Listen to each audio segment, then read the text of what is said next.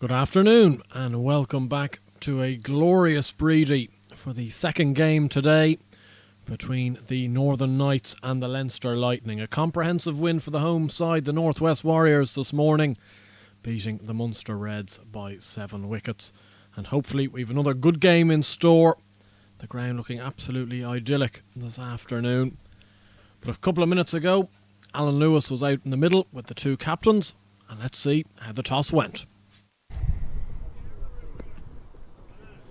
Welcome to the 10th match in the series, the Cricket Ireland IP20. I'm joined today by match referee Graham McRae, the Leinster Lightning captain George Dockrell and the Northern Knights captain Harry Tector.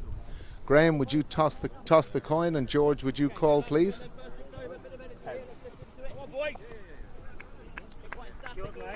We're going to bowl. You're going to bowl.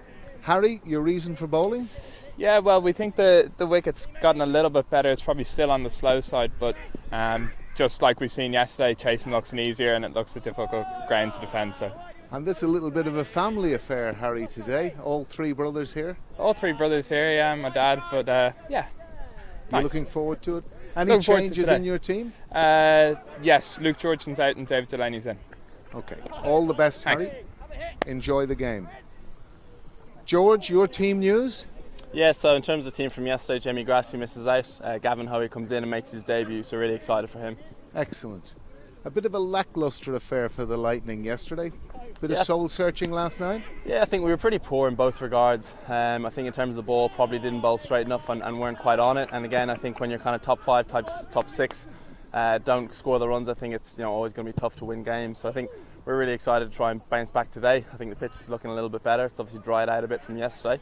And yeah, we're excited to get into it. And what will you be hoping for today? What sort of inspiration are you looking for today? I think in terms of the guys, putting their hands up. As I said, probably out of that top 5, 6 batters, it was only Simi who really, made a fist of it and got past 5. I think even in terms of that score. So, for us, I think for those guys to put their hands up and show improvement from yesterday, and I think if we do that, we'll be happy. Okay. Good luck today, George. Cheers, thank and you. Best of luck in the game. And that concludes the toss. The Northern Knights have won the toss and have elected to bowl.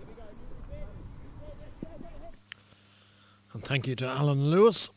And as you can see from the toss there, the Northern Knights and Harry Tector winning the toss and electing to field first, citing the reason to maybe want to chase later on this afternoon. The pitch being exposed to plenty of sun so far in the early afternoon, and you'd like to think it's going to keep flattening out throughout the entirety of the weekend. A massive game for both sides, and probably a must-win game for both sides as well. If we have a look at the table, the Northwest Warriors extending their lead at the top this morning with a comprehensive victory over the Munster Reds, who were in second place at the time. The Northern Knights have actually now jumped ahead of the Munster Reds due to the net run rate differential there that the Munster Reds lost so poorly this morning, that they have slipped down. The Leinster Lightning in an unprecedented 4th of 4 positions, and I can't imagine that they'll be too happy about that. One of the first times ever since the reintroduction of this interprovincial series in 2013 that the Leinster Lightning have been languishing at the bottom of the table. The Northern Knights, as you can see on your screen there, taking the field. A change of pace for both sides, probably not to be unexpected after a loss apiece yesterday. The Knights going down by 1 run to the Northwest Warriors. They call back in David Delaney into the starting 11 today, who replaces Luke Georgeson, the New Zealand all-rounder, not picked today, and the young Clontarf seamer will hopefully show off his pace this afternoon. And a change also for the Leinster Lightning. Jamie Grassi drops out of the side, and a debut, and a Leinster Lightning debut for Gavin Hoey, a young all-rounder from Pembroke, also been playing a bit of cricket for Trinity this season. Very exciting young player, hard-hitting middle-order batter and young leg spin bowler. Andrew Blair White here, joined by Peter Gillespie for what should be an excellent clash, and good to see the sun out. Absolutely beautiful to see the sun out. We've been waiting for a while, Andrew. Hopefully that's a good omen for the game ahead. And a lot at stake with this game, you feel. Leinster Lightning have been below par. We've talked about it extensively. But that can often be when they're at their most dangerous. The Knights need a win to keep in touch with the Warriors, who are runaway leaders at the top of the table at the moment. So still a lot to play for here today.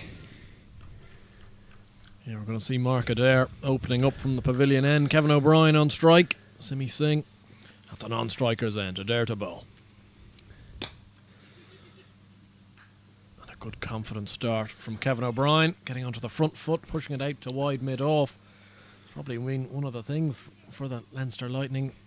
Obviously there's been a shortage of runs at the top of the order with the likes of Kevin O'Brien. Potentially even a shortage of runs from Andy Balbirnie as well, which has contributed to a few poor enough starts, and they have struggled to get back into games. Yeah, Simi's been playing a lone furrow. You feel, especially this weekend with his innings yesterday, he's going to want a few of his teammates to step up and take some of that pressure as well.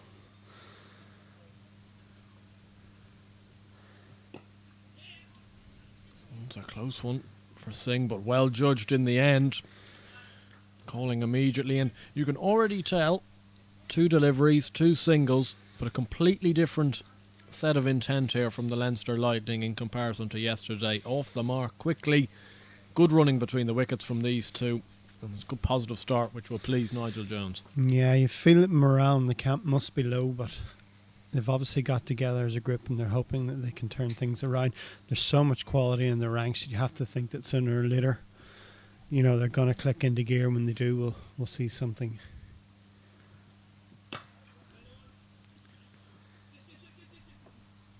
Just a small misfield from Ben White there allows them creep through for a single. Not timed by Kevin O'Brien. He's actually looking at the toe end of his bat there. And we all know the quality that Kevin O'Brien has in the locker, and just takes one innings to get out of a bad rut of form. Yeah, and I think the good thing about these festival type games is there's always another game very quickly. If you are in a bad run of form, it just takes 1 innings. You're back in it.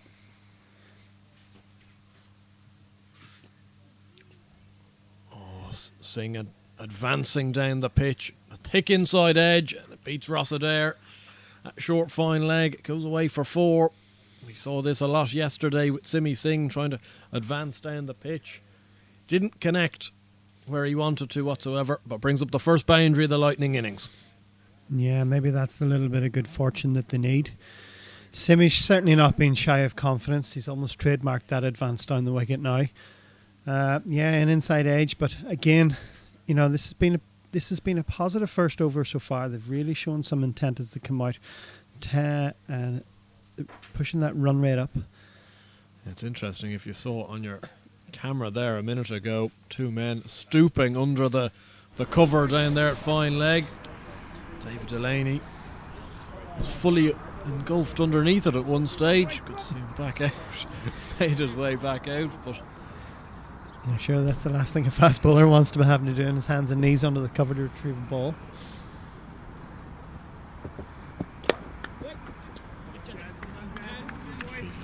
by Jeremy Lawler there, backward point.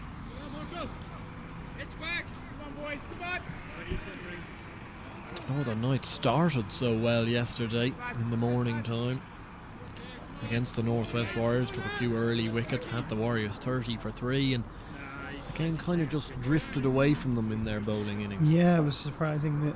At the midway point in the innings, they definitely had the upper hand. Then, in the space of 5-6 overs, they seemed to let the whole game turn, get away from them, and they never really recovered from it.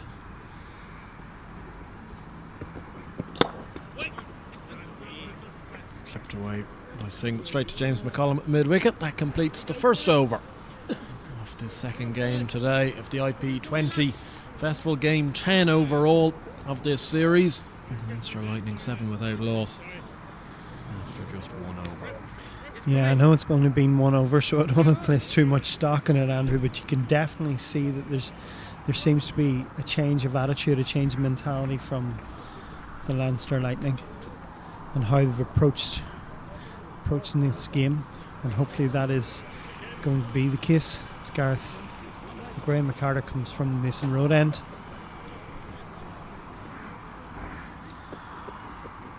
I just think there is so much quality throughout this batting lineup. It's littered with international players that, you know, they're almost, I hate to say that they're almost too good not to click at some stage. It's going to happen. You just feel, you know, whatever team is on the receiving end of it's gonna pay a price. Yeah, you feel it's almost like a ticking bomb really with the Leinster Lightning, that it's gonna click someday as McCarter starts off. It's Kevin O'Brien thumping that one to mid-off. We've seen McCarter operate both at the top in the power play overs and sometimes in the middle stages. And I've always felt in T20 cricket his ability is completely heightened by keeper up to the stumps. It's Kevin O'Brien has hit that over wide mid-on again, not completely out of the screws, but good signs for Kevin O'Brien. He's starting with plenty of intent over wide mid-on for 2. Yeah, McCarter's not going to be a bowler that's going to give you a lot. You know, you can see straight away there he's gone for sweepers in the off and the leg. He's got his fine leg, he's got his third man and both up in the ring. He's going to look to keep tight, so he's offered a foolish ball to Kevin O'Brien. He hasn't thought twice about trying to put it back over his head.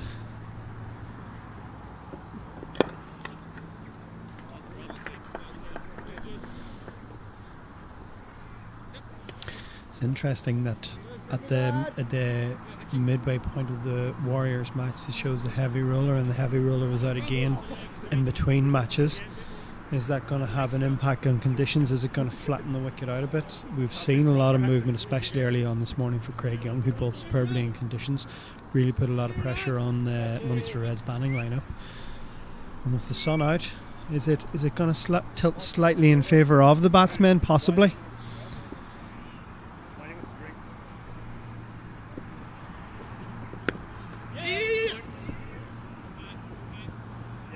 And as you said, Andrew, keeper is up to the stumps pretty quickly. I think off Singh, that's a very good option, and potentially a big run saving option as well for the Northern Knights. More than anything, we've seen how eager Singh is to dance down the track to seamers, and especially a bowler of Graham McCarter's pace. He's always going to come down the track, try to hit him over that mid-off extra cover region. That's superb from Kevin O'Brien. It's in the slot from Graham McCarter, and Kevin O'Brien has hoisted it over mid-off for 6. Very good signs. Potentially a return to form here for O'Brien. This was in the slot, and as you said previously in the over, Peter, no second invitation required to have a go at that. Yeah, and that's a sign of pure class from Kevin O'Brien. Someone who's been struggling but doesn't think twice, backs himself and backs his ability. Forces McCarter to go more back of a length. Peppers deep cover. Ben White's out there. Good first 2 overs for the Lightning. 2 gone. The Lightning 18 without loss. We've seen in some of the previous games spin becoming more and more potent throughout the weekend. Do you expect that to continue? Yeah, absolutely. I think we do see a change in the Lightning lineup, and I can see it becoming something that's going to be prevalent. Both teams in the previous match turned to spin with success. Graham Kennedy, Frost, both bowled very tidy spells. Even in a low-scoring game, you can see that they had an impact, and I imagine that both these teams are going to avail of that option fairly soon, as you see Ram Pistorius replacing Mark Adair at the pavilion end in the first change. Harry Tector's gone to chop and change his bowlers early doors. Again, keeper up to the stumps. Yeah, we saw this a lot from Tector yesterday, should I say. First 8 overs actually was 7 different changes of bowling. There's a new bowler every single over for the first 8, and sometimes, as a captain, can you sometimes overcomplicate things in T20? It's a very 2020 thing. Sings hit that straight out to deep square leg, and it's been spilled. It's been spilled by Ben White. To add insult to injury, it's gone for 4 as well. It didn't seem to pick it up. Kind of died on him out there at deep square leg, and Simi Singh gets a big chance early in his innings. Yeah, he's moved across the off stump there to try and access that short boundary, but a few looks of disbelief from Ben White's teammates. Not really knowing what happened there. I just don't think he judged that very well at all. And that could be a big chance missed.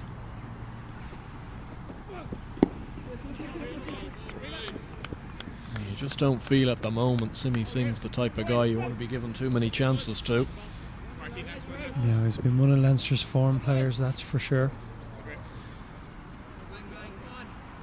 He seemed to come in and then stop and then have to readjust and go forward again, and by that stage he was almost grasping the fingernails job.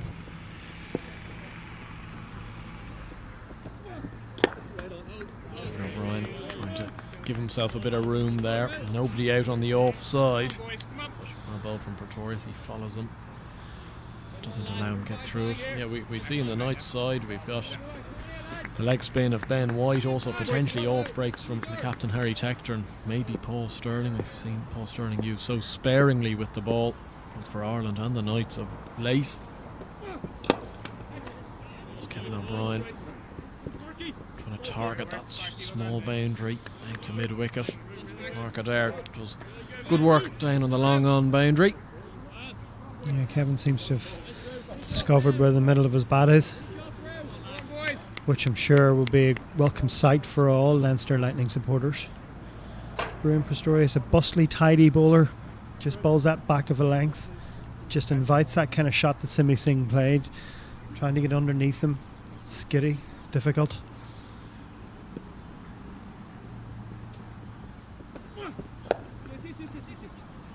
Yeah, clever batting from Singh. Just running that one off the face. Easy single to short third man, ends the third over. Tidy one from Pretorius, and also unlucky not to take the wicket of Simi Singh. A drop catch out at deep square leg. 3 gone with the Lightning. 26 without loss, and you'd have to think the way Kevin O'Brien's just shaped up here in the first couple of overs, it's fairly ominous signs for the Northern Knights. Yeah, and I don't want to. I don't want to take too much away from Kevin. It seems like a lacklustre start from the Knights, but certainly Leinster Lightning, as you alluded to earlier, from those first 2 or 3 balls, they just seem to have a different mindset, more of an intent than they've had previously. And at the moment, the Knights are slightly playing a bit of catch up. Well, certainly having put the Lightning into bat first, just seems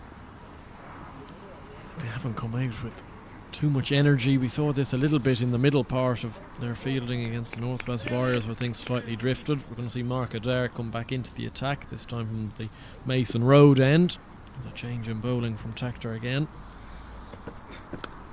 That's beautifully played, beautifully clipped by Simi Singh. Fine legs in the ring. Unfortunately, Mark Adair just straying onto the pads there. It's gone down towards Heatley Tector here on the fine leg boundary. Lovely shot from Singh. Yeah, good bounce from Singh. Just let the ball come on, and just the finest of tickles. And the only thing I can put behind this change of ends, Mark Adair, is he trying to access some of that breeze that may be coming slightly across the ground.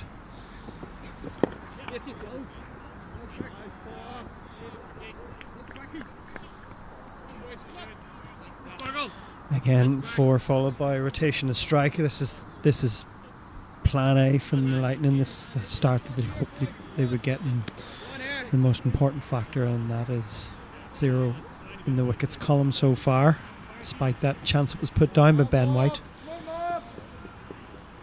Well, this is probably what we didn't see earlier from the Munster Reds, the constant rotating of strike. Even the good balls they're placing away for singles. The running between the wickets has been very good to start off with between O'Brien and Singh.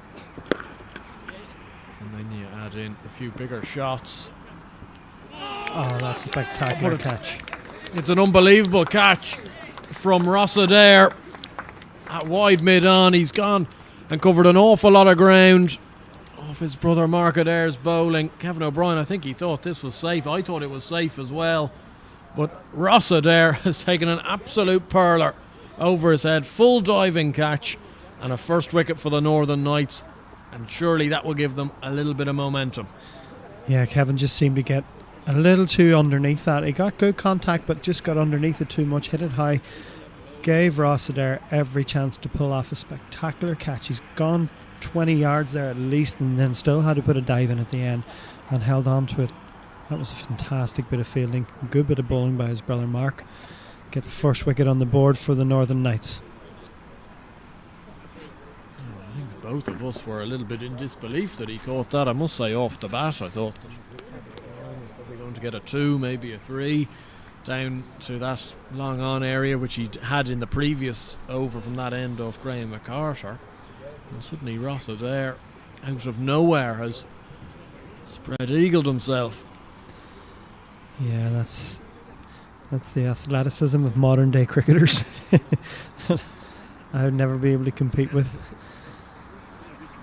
And he's done a great job for his team there. Really made up for that missed chance from Ben White. And you can't put a price on a piece of fielding like that. What impact it's going to have on the team? You know, it's going to lift them, galvanise them. Exactly what you can already hear. A bit more noise, a bit more chirp in the field from the Knights.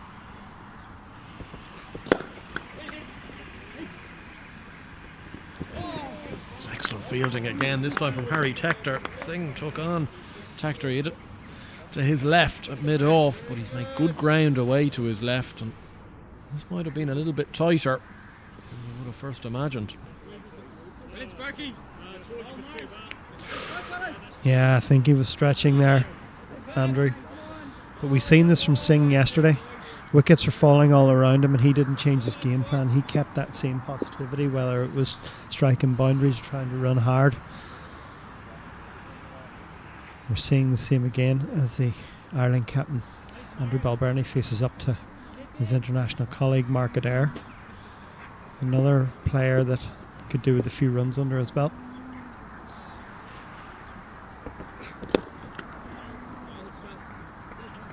Yeah, good start from Balbirnie. It's been a bit of an all or nothing season for Balbirnie. A few wonderful innings in the IP20. Beautiful 100 up in Comber. A match-winning innings up here in the northwest as well to bring the Lightning over the line in the decider pretty much of the IP50 campaign. But other than that, big scores have been at a bit of a premium. But he's the type of guy that when he gets in, he really does cash in. Yeah, he's very, very difficult to dislodge. And you can see why he's become the linchpin of the Ireland batting lineup over the last few years, and in tandem with the likes of Paul Sterling. Very, very difficult to remove. Once he gets in, he goes big. Slower ball this time from Adair.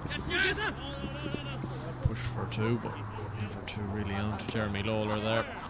Finishes the 4th over, 8 runs from it, with the key wicket of Kevin O'Brien. Leinster Lightning 34 for 1. Yeah, still impressive rates. 8.5, even though they have lost that wicket of Kevin. You know, you would say it's been a relatively good start under the circumstances from where the Lightning have been the last few games. As we see the speed of David Delaney. Yeah, David Delaney. Replacing Pistorius from the pavilion end. This will add some fireworks, Andrew.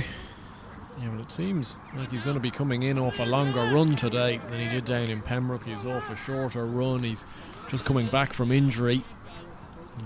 Injuries that have kind of halted his career somewhat, but there's no doubting the talent that David Delaney has. He bowls at fierce pace, and that sometimes can mean it can go around the block pretty quickly, but he'll get it through fast and can be a very big impact player.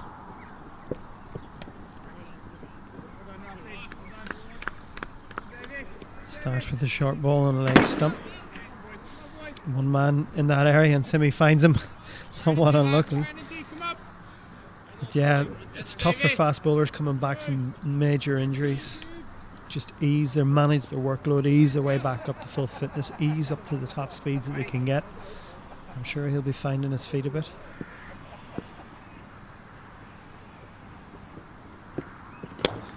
That's an enormous shot from Simi Singh. It was in the slot from Dave Delaney, but Singh's hit a beautiful on drive in the air for 6 here. One of our co-commentators, Andrew Leonard's going to have to do some work trying to retrieve that ball. This was absolutely super for Singh. It was just exactly where he wanted to, but clean strike, straight ball, and well over long on. He's made his intentions clear. He's not going to let David Delaney settle back in to any sort of a rhythm. First opportunity he gets, he dispatches the ball crisply back over his head for a maximum.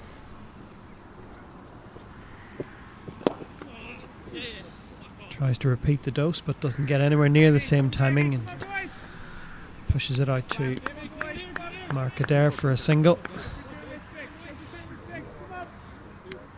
Yeah, that's where Delaney, if you were being you got a the little full bit sequence of critical it as well. of It's phenomenal. in prior years when he's gone for a big shot, sometimes he can resort to trying to bowl almost too quick or too short, certainly at times. That was much more like it. Good length. Singh couldn't get on top of that.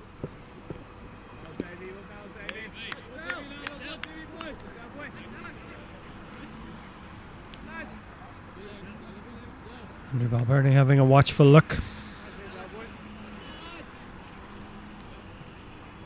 I think with David Delaney, it's all about bowling overs at this stage of his career, just trying to, as you say, Peter, get more overs back in the legs, try to get into some sort of rhythm. We all know the talent he has. That's a lovely shot. Andy Balbirnie, just a crisp drive. Ruin Pretorius has done excellently out on the going to the cover, back to the cover boundary, saves a run for his team there. Lovely check drive from Balbirnie. Yeah, just try to get timing on it. Almost lent on it. Almost resulted in a 4. But I'm sure Andrew Balbirnie more than anyone would love to see a fit and firing David Delaney to get him back into international colours.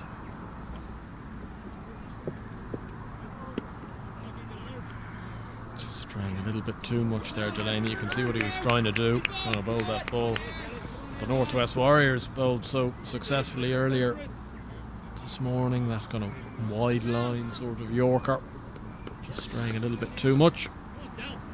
Yeah, Graham Hume had that ball down to a tee earlier.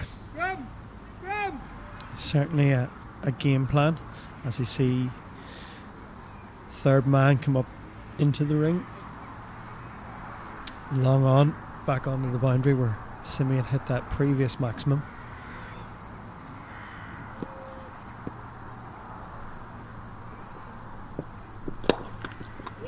This time he goes over the offside. Harry Tector will do the job. It's slightly plugged in the outfield. Singh didn't get all of it. Another 2. Fairly expensive over. The Lightning have started with plenty of intent. Looks like a different Lightning side today than the one that rocked up yesterday. At the end of 5, they are 47 for 1 with Simi Singh 27 not out. Myself and Peter will leave you for a couple of overs. We're going to have a double change, and into the commentary boxes Andrew Leonard and Alan Lewis.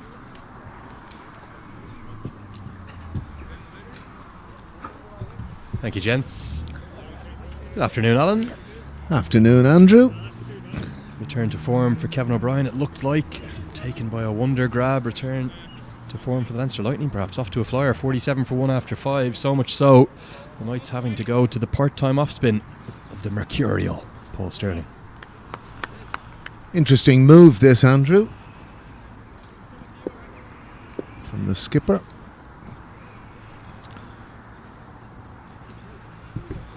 Interesting 5 overs we had there too. Regulation drop on the boundary by Ben White, and then Kevin O'Brien caught by what has to be said the most spectacular of catches, and I don't think anyone else in the Northern Knights team would have taken that catch but Ross Adair. Catch of the season so far? Oh, without a doubt. Unbelievable catch. Although we must remember 50,000 views. Fionhan cotton bowled. Probably just as well you and I weren't on call, Alan. We might have broken the audio levels with the scale of excitement, I suspect. Certainly you would have. There's no doubt about that. I You would have as well. I think I have to calm you down at times. There might have been, oh, what a catch. It was an absolute cracker. You felt from the moment it left the bat of O'Brien that it was always getting well over the head of Adair, but it wasn't actually the catch in terms of the physical two hands taking the ball in. It was the ground that he made. Such an impressive athlete. Ross Adair, former professional rugby player, which has been spoken about at length, and showing off the full family affair of Irish cricket, taking the catch off the bowling of his brother. Yes, indeed. They're very close. Family, the Adairs, protect each other to the nth degree, and he certainly helped his brother there because it was an outstanding catch. And I'm sure it'll be shown many times on social media post this match. Singh just giving himself a little bit of room outside the leg stump. So Sterling used a little bit with the ball for Middlesex in his brief stint, 5-match stint over there for what I'm going to refer to as his home county. He spent so much time there. No wickets, but bowled in 3 of the 5 appearances. Often opening the bowling, actually bowling his off breaks just that first over of the game. Do you think he's often under bowled, particularly for Ireland? Said it for years, Andrew. I can't understand it. You'll probably have the exact economy figures there as the cricket badge, but he is totally underused. He's a very decent bowler. That is a glorious shot from Andrew Balbirnie. No more than a push through the offside. So after 2 singles and 2 dots, just 2 deliveries remaining in the power play, the 50 comes up for the Lightning. Real orthodox cricket shot from Andrew Balbirnie through extra cover for 4. Beautiful shot that. Just found the gap, leant on it. Slower through the air this time from Sterling. A real classical off break. 6 runs from the over. No real damage done for the Knights. 53 for 1 after 6. I think we could be in for a really good game of cricket this afternoon, Alan. Without a doubt, and I think one of the reasons for that, Andrew, that the pitch does seem to have eased out a bit. Obviously there was a huge volume of rain here Thursday evening. The competition opened yesterday, and as you can see, a bit like Lord's, there's that slope from the top end of the ground down to the lock, down to the scoreboard. Our viewers wouldn't really appreciate it, but it is quite significant. And if there's any sort of heavy rain, it can have damaging effects, and you could really feel that air of sponginess as you can see those green patches there. On the wicket, so we're going to see spin from both ends. Ben White into the attack, and he's going to have work to do today. The leading wicket taker in the tournament. Many people talking about him in Irish cricket right now, Ben White. The reason he's going to have work to do is that dropped catch. That was a real regulation chance that he put down off the bowling of Pretorius to Simi Singh. Clumsy to say the least, Andrew.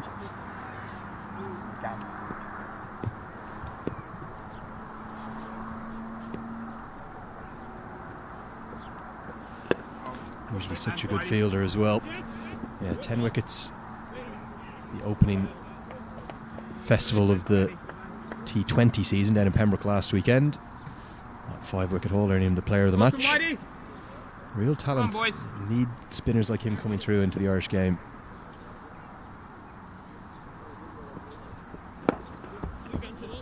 It's a lovely shot again from Balbirnie, easing it in through extra cover for a very comfortable 2. And that's quality cricket from a quality player.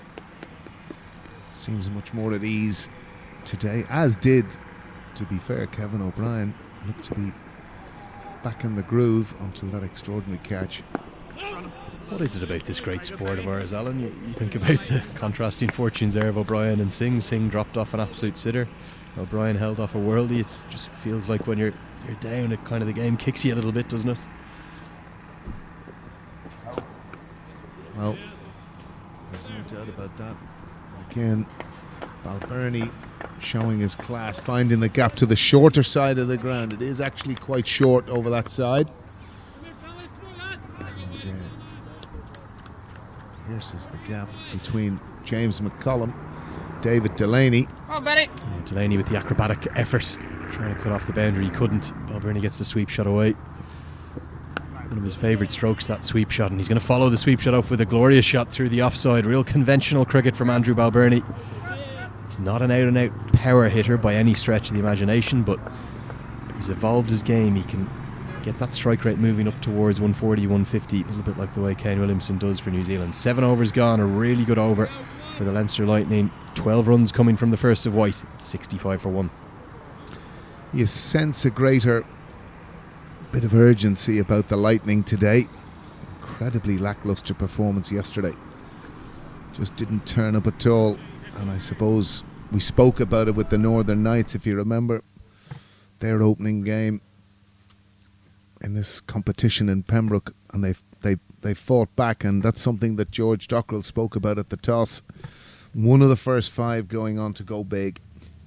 They've just lost 3 games on the bounce, on the Leinster Lightning, for the first time in the Interpro history in any format. Is this game a must-win for them today? Without a doubt.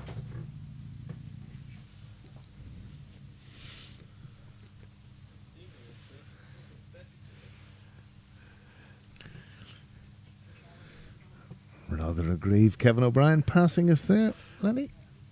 I think he's fairly pragmatic about things, understands that that's just the way the game works sometimes. Ross Adair into the attack. 3 consecutive overs of spin. Player of the Match award last weekend as well, as Ben White dives, and for the second time in 2 days nearly loses half his trousers. Sorry, Lenny, I got a bit... We saw it yesterday in a full length. Got a bit overwhelmed there with that. Last time I saw that in a test match, of course, was with Michael Vaughan. Make sure you have that string tied. Top of the trousers. Ross Adair, he gets through his overs quickly, Ross Adair. As you say, very Aaron Finch-like. Which Really is actually is. true. Yeah, it really in is. both stature and his bowling action. Similar height, similar sort of stocky nature to him, of course. Adair, the ex-rugby player. Finch, one of those big power hitters at the top of the order. Right-handed batsman, but he bowls these kind of little left-arm darts, very much like Ross Adair. Early over the offside, and it just evades Graham McCarter, who almost watches it go by him. Down next to Barry Chambers there, taking the photographs. Tell us about the photographs, that Ross Adair catch that you were seeing from one of the photographers in the outfield. Oh, he got all of it. It was extraordinary, and it's amazing. These cameras now, from about 5 yards out, every still was going at that shutter speed. Oh, that must have been a fantastic delivery from Ross Adair. What an over that's been so far. He's having some day, Ross Adair, a real day out. He's an impact player. He's got the X factor. Look at this one back. Just a dream dismissal for a left arm spinner. It's turned. We just wondered, was spin going to come into play? Balbirnie smiles. The reason he smiles, he can't believe how much it's turned. Angled in, and a real sharp jag away from his bat. Cannons in to off stump. Another big scalp for Ross Adair. Balbirnie gone for 25. 25 from 17, looked really good while he was at the wicket, Andy Balbirnie. And it took a beaut to get rid of him, and boy was that a beaut. That pitched probably about middle and leg, and it's clipped the top of the off stump. Perfect length. Balbirnie kind of caught in the crease a wee bit, but maybe looking to work the ball away on the leg side, probably not expecting that level of turn, but what a delivery from Ross Adair. He's having a good day. He's having a remarkable day, and of course remember yesterday, this shows the character of Ross Adair. He will received a lot of criticism for what happened towards the end of that chase. His partner Neil Rock on 45 not out called him through for the single from the wide delivery. I think Adair just got a bit caught in two minds. I don't think he wanted the single, and then maybe a bit like a rabbit in the headlights, didn't come out of his crease. The reason that he was being encouraged to come out of his crease, that he would have been the one that would have been run out. The left-handed Rock would have then targeted the short boundary. With the wind blowing across the crease. He very nearly got them there, found boundaries off the next two deliveries. They came up just short by the barest of margins, losing by 1 run in a real thrilling finish. George Dockrell at the crease, the Lightning captain, in the 8th over. Just drifts down the leg side, and this is going to be a nightmare for the Knights, because that's going to be 5 free runs. This over's had a bit of everything. Specky, a beauty, 4 through the offside early, now 5 wides down the leg side. He'll be very disappointed with that. Rossiter, and again, the other side of things is, from the point of view, from a wicketkeeper's point of view, they are so valuable. Just get something on it, kick it, drag it, do whatever you've got to do. Good running that from Simi Singh. After a very eventful over, Andrew. 12 runs and a wicket coming from it. Dockrell gets off the mark. 8 overs gone, 77 for 2. Let's have a look at those bowling figures, see where the Knight's going to turn. And the reason I'm saying turn is it feels like spin is going to play a huge part today. Already 3 spinners used in the form of Sterling, White and Adair. Harry Tector used yesterday, not used yet today. They're going to go back to seam. I think they're going to go back to David Delaney. Surprised by that? A little, I have to say. Sterling bowled very tidy over, straight off, but it just seems to be a common theme in T20 cricket for whatever reason. Sometimes I just can't understand it. I think we spoke about this in the women's fixtures. Scotland against Ireland. Ola Prendergast, Ireland's premier seam bowler, given 3 overs up front, job to do, try and knock over 1 or 2 of the top order batters, which she duly did. And again, it was a philosophy that I was totally in agreement with, I have to say. And the extra pace of Delaney works. The bowling change works. George Dockrell falls for a low score. We haven't seen that happen too often this season. It all happened in a flash. It was a full delivery, a half volley really. But all George Dockrell could do was pick out Paul Sterling, who takes the simplest of catches at extra cover. Big wicket. Very big wicket. It was a bit of a nothing shot really, and he's just hit it straight to Paul Sterling, who said thank you very much. And George Dockrell is gone for 1, and he will be desperately disappointed. Very determined, I felt, at the toss for certainly one of the top 5 or 6, and now it is into number 6 because Lorcan Tucker's making his way to the crease. 5. Sorry, I should say. Only 3 down, of course. Yeah, but 2 wickets within 3 deliveries, a big change in the game. First one coming from an absolute beauty from Ross Adair, finding the off stump of Andy Balbirnie, followed up by the breakthrough. The change of bowling has worked for Harry Tector, really good from the Knights captain. What about this Knights team today? Luke Georgeson left out. Don't think you would have seen that one coming on. No, I didn't see that coming, I have to say. But what the reason is, I'm not too sure. I didn't get any sort of indication as to the who, why, what's and wheres. That might be something that you might be able to find out for us before tomorrow. Well, I just wonder, are the Knights perhaps looking towards the future a little bit as well?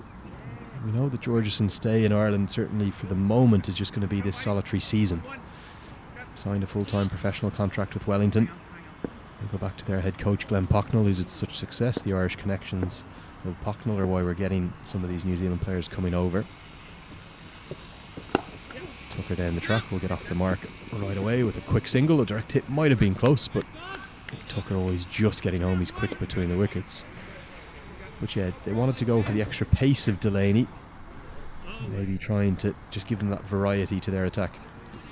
I think another interesting thing to notice with David Delaney today, he was, of course, in that series in Pembroke of a much shortened run. He's back close enough to the 30-metre circle here, which would be something like his normal run-up. Full right into the block hole, dug out by Simi Singh. The strange thing for me, though, it doesn't look like he's bowling any faster off the longer run-up. He almost looked to be bowling quicker off the shorter run in Pembroke. Well, there was certainly 2 or 3 deliveries down there that were proper pace. And again, we all know how excited we get. You talk about wrist spinners, quick bowlers. There's just a fascination with them. But there's no real pace there at all today. That was a little bit maybe as used to have an off colour, but I think the reason we get excited by wrist spinners and extreme pace is what is rare is beautiful. And we don't see a huge amount of wrist spin or extreme pace within Irish cricket. Historically, over the years, even in our recent times. So David Delaney offers an X factor that we don't have an abundance of. And that's that additional pace that can just frighten a batsman, can get through his defences, can give us something that we don't have at international level.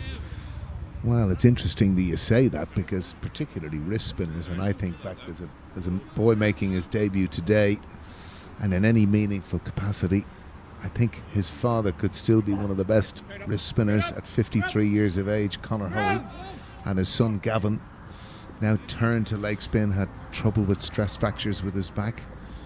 Was never really that quick, and it's been a game changer, and he's making his debut today, so we'd be really interested to see that. Comes off an outside edge. Oh no, is the shout from one of the fielders, I think. Going to be work to do in the deep for Lawler. Does it really well and effectively cuts off the boundary. There'll be time to get back for 3.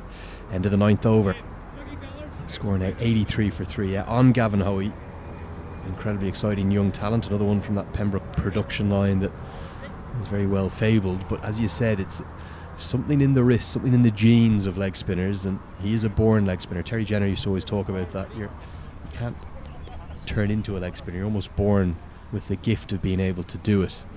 And he has it in the genes. His dad, probably the best leg spinner Ireland have ever produced. Conor Hoey, the man known as Beanie around Ireland. Keep your eyes on young Gavin Hoey. He's a real talent bowler at a good pace, has a very good wrong'un, and that's something we've not seen a lot around Irish cricket either. And Ben White has picked up the majority of his wickets with his pace and bowling at the stumps. But Gavin Hoey, we wish him well, making his debut today. Special day for him. Absolutely. And again, it begs the question, of course, JJ Garth, who went away with the Irish squad to England. And the Wolves to Bangladesh. But here comes Ben White. Ben White for maybe the 3rd or 4th time today. 2 in the first over.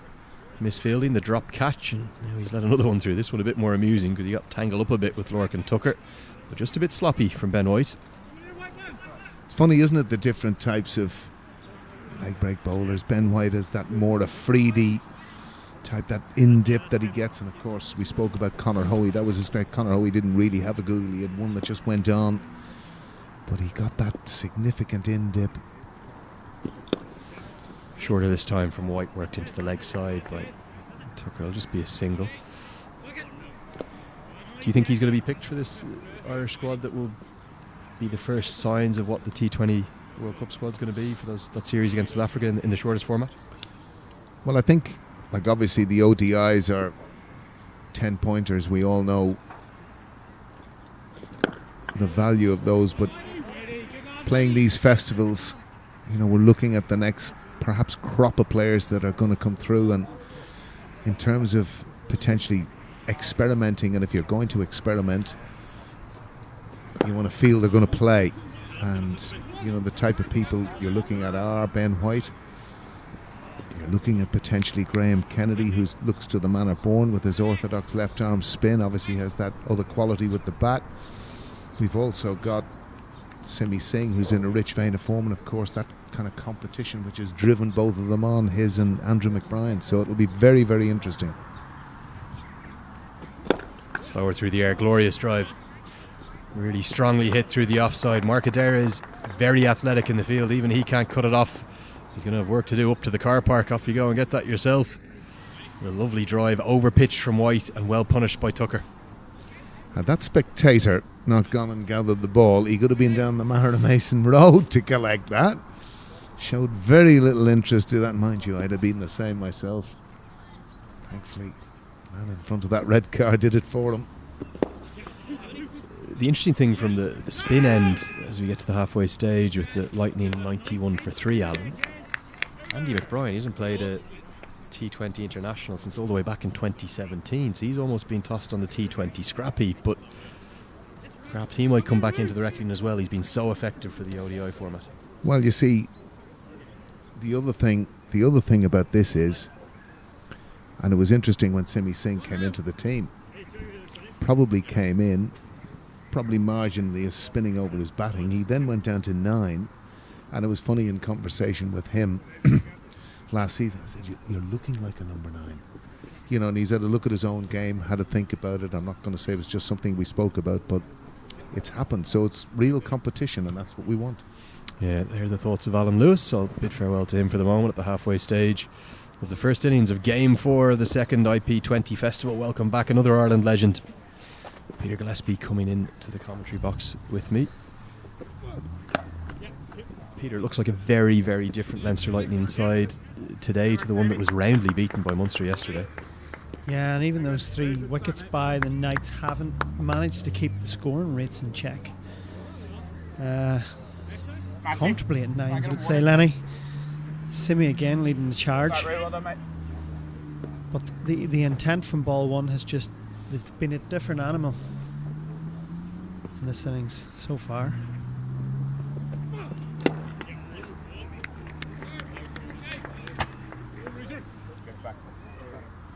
Tucker just punches that one out to mark Adair on the long on boundary.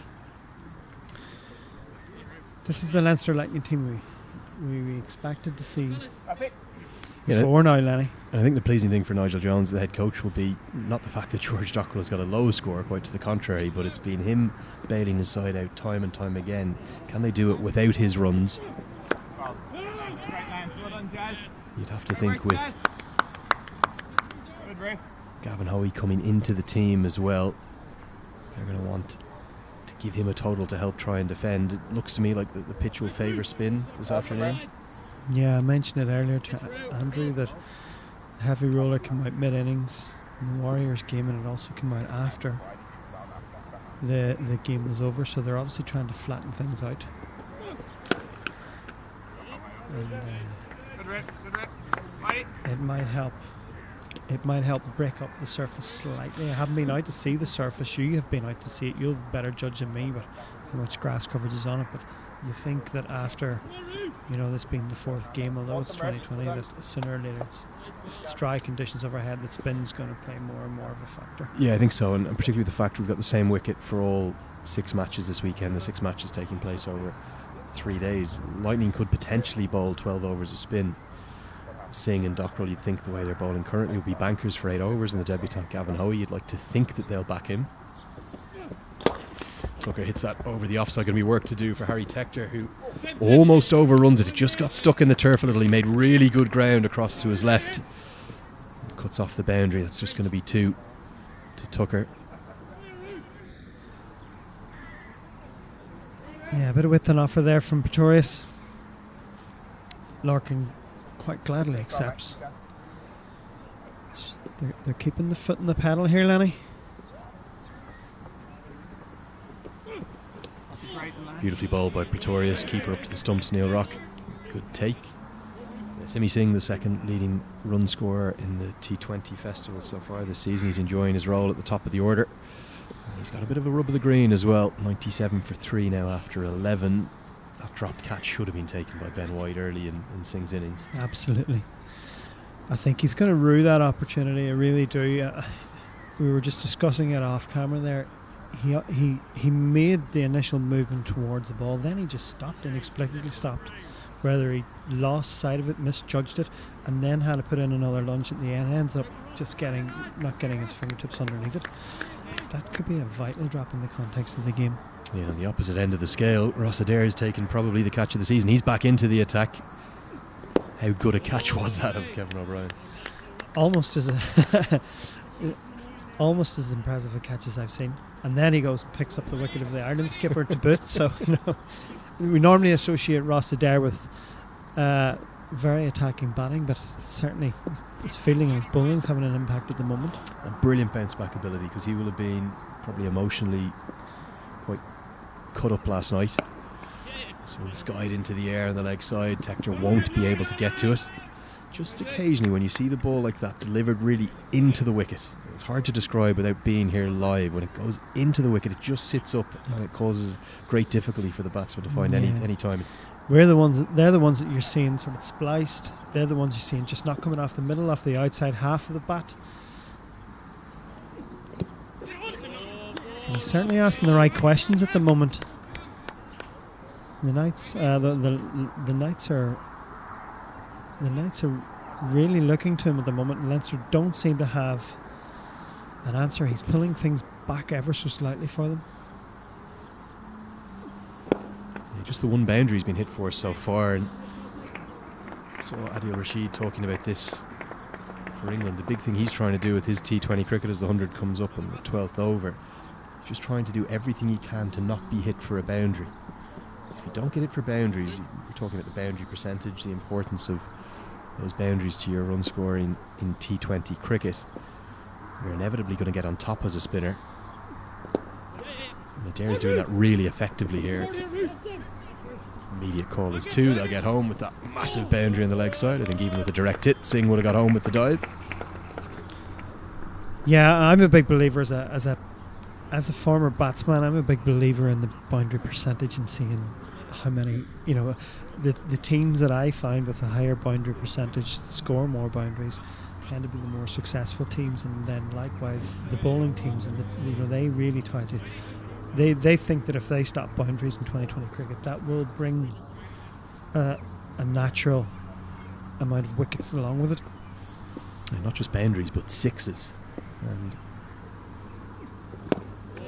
those sixes all important. The way the West Indies have almost revolutionised the T20 game. It's based around a power hitting, six hitting approach. Would you like to see more of that in Irish cricket? More clearing the ropes? It isn't something that looks like it comes naturally to a huge number of our batsmen. No, it doesn't, and I believe 2020 it's almost a big man's game. You see some of the shots that the West Indies playing, it's almost ridiculous. Someone like Kieran Pollard, he mishits balls for 6, and that's a skill that you can't replicate in your everyday average player. And Peter, gone are the days of if long on or long off or out. It doesn't matter now. You take them on, you go over them. Yeah, exactly. And I would like to see more of that. David Delaney came on his first over, and the first ball he kind of pitched up to Simi Singh. He just bang, without even thinking about it, straight back over his head. This is a guy who can bowl high 80s, although coming back from an injury. Batters nowadays aren't afraid to take the ball on. If it's up, it's out. It's gone. Here's Delaney back in the pavilion end. He's driven powerfully, brilliant from Paul Sterling. Such an athletic man. I know he might not look at a time short in stature, but he is quick over the ground. That's a really good stop to his left. Yeah, and that wicket of George Dockrell shows he seems to have a knack of just being in the right place at the right time. He positions himself very well, uses all of his experience to just get there, and made that stop very well.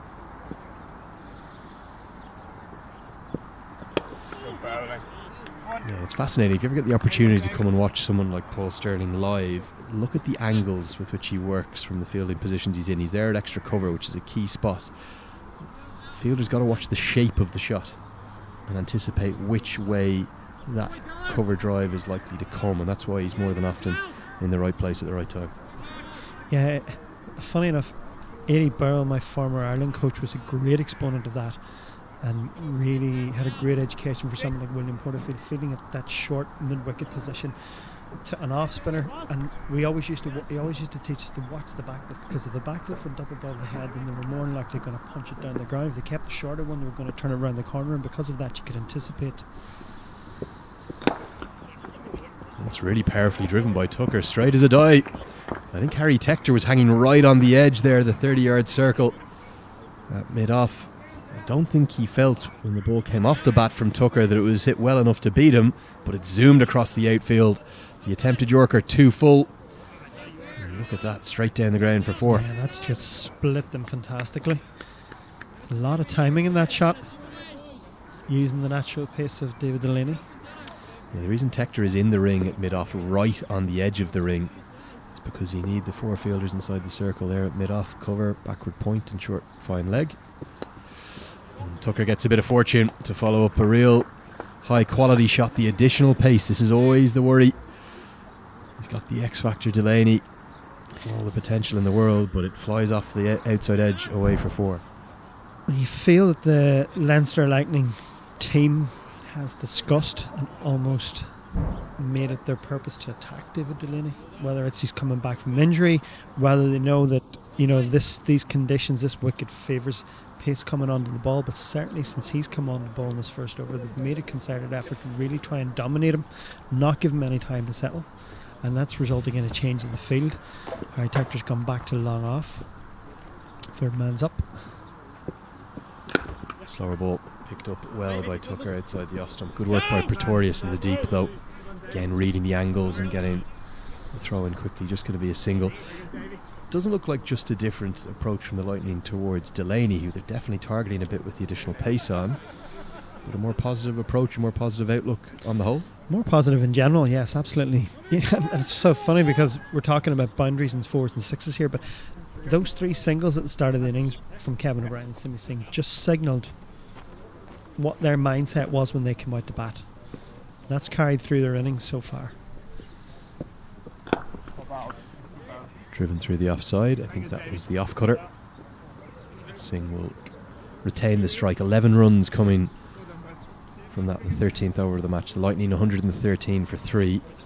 And the Lightning are going to want every single over to be double figures now. They're going to want 10 and over from here. Can they push up towards something north of par? Can they get up towards 180, 190, 200 even?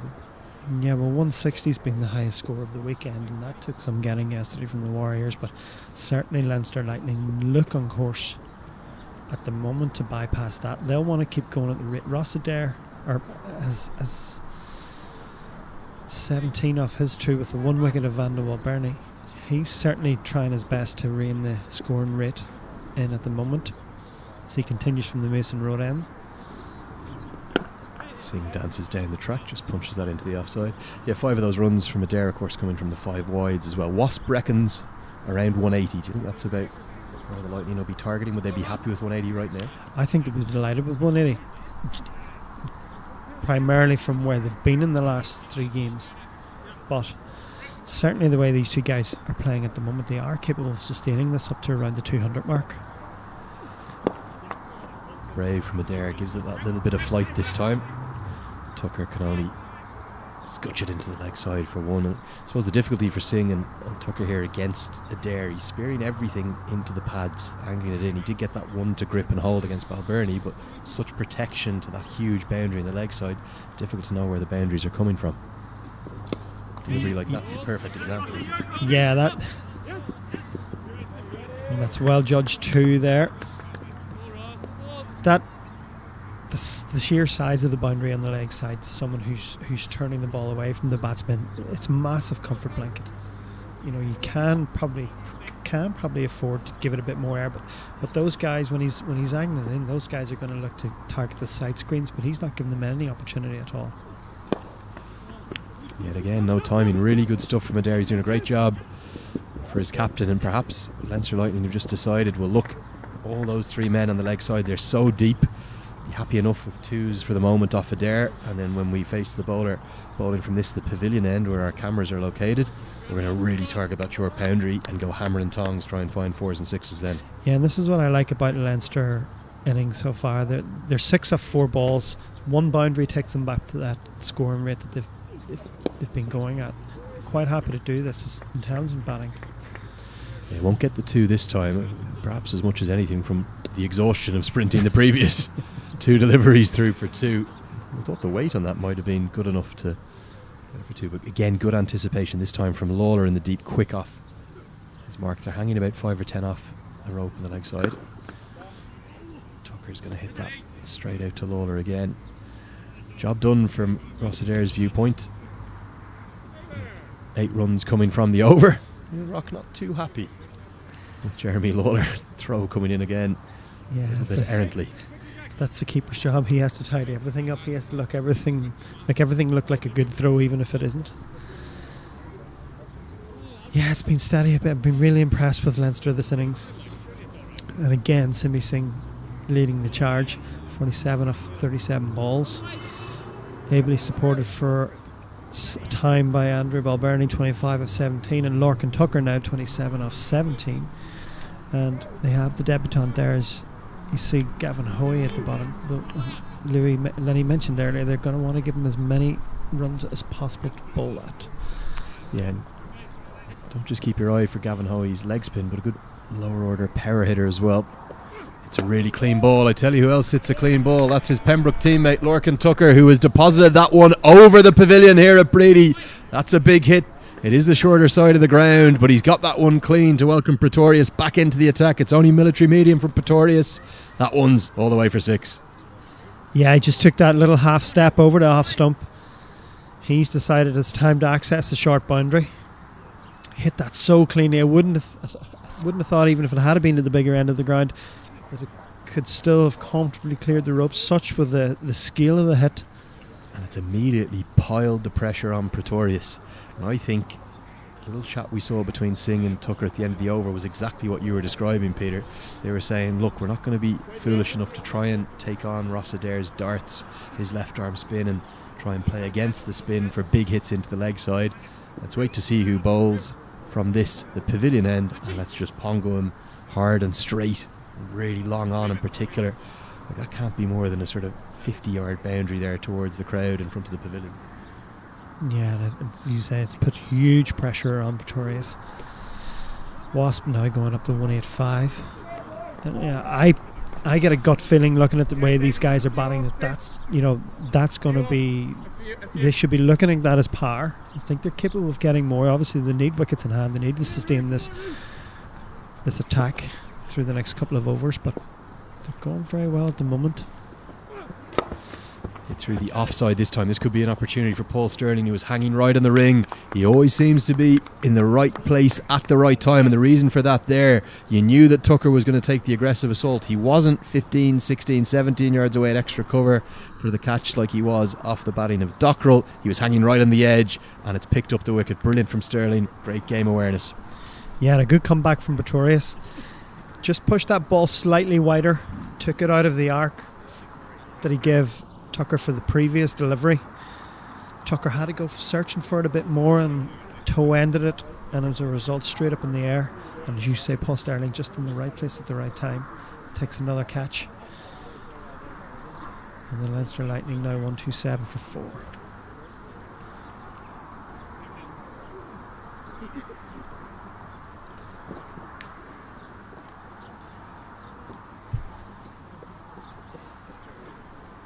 Going to be Tim Tector in at number 6. No number on the back of the shirt, leading me astray. I was just wondering, were they promoting Gavin Hoey up the order? I don't think he's got a number on the back of his shirt either. But we'll have to wait for the Pembroke leg spinning all-rounder. Tim Tector will be in, but not on strike. He'll come and join Simi Singh, who hasn't had a huge amount of the strike. A strange one. If you think about 120 balls in a T20 game, we're 3/4 of the way through it, so we've faced about 90 of the balls, but he's only faced 37 of them. Yeah, but everyone who has got in, you got to remember, has gone at over hundreds, has gone at good strike rates, and that's the team play that you're hoping for. Like I said it, he plied a lone furrow yesterday with 60 odd. It's getting a bit more support today. That one's going to be signalled wide outside the off stump. The tactic here from Pretorius very clear. We're going to see nothing in and around middle, off, 4th, 5th, even 6th stump. Everything's going to be targeted as far as he can outside the off stump to protect the leg side boundary, correct? Yeah, well he did one ball at the start of the over in that area, and he was quite roundly deposited, so he's obviously learnt his lesson.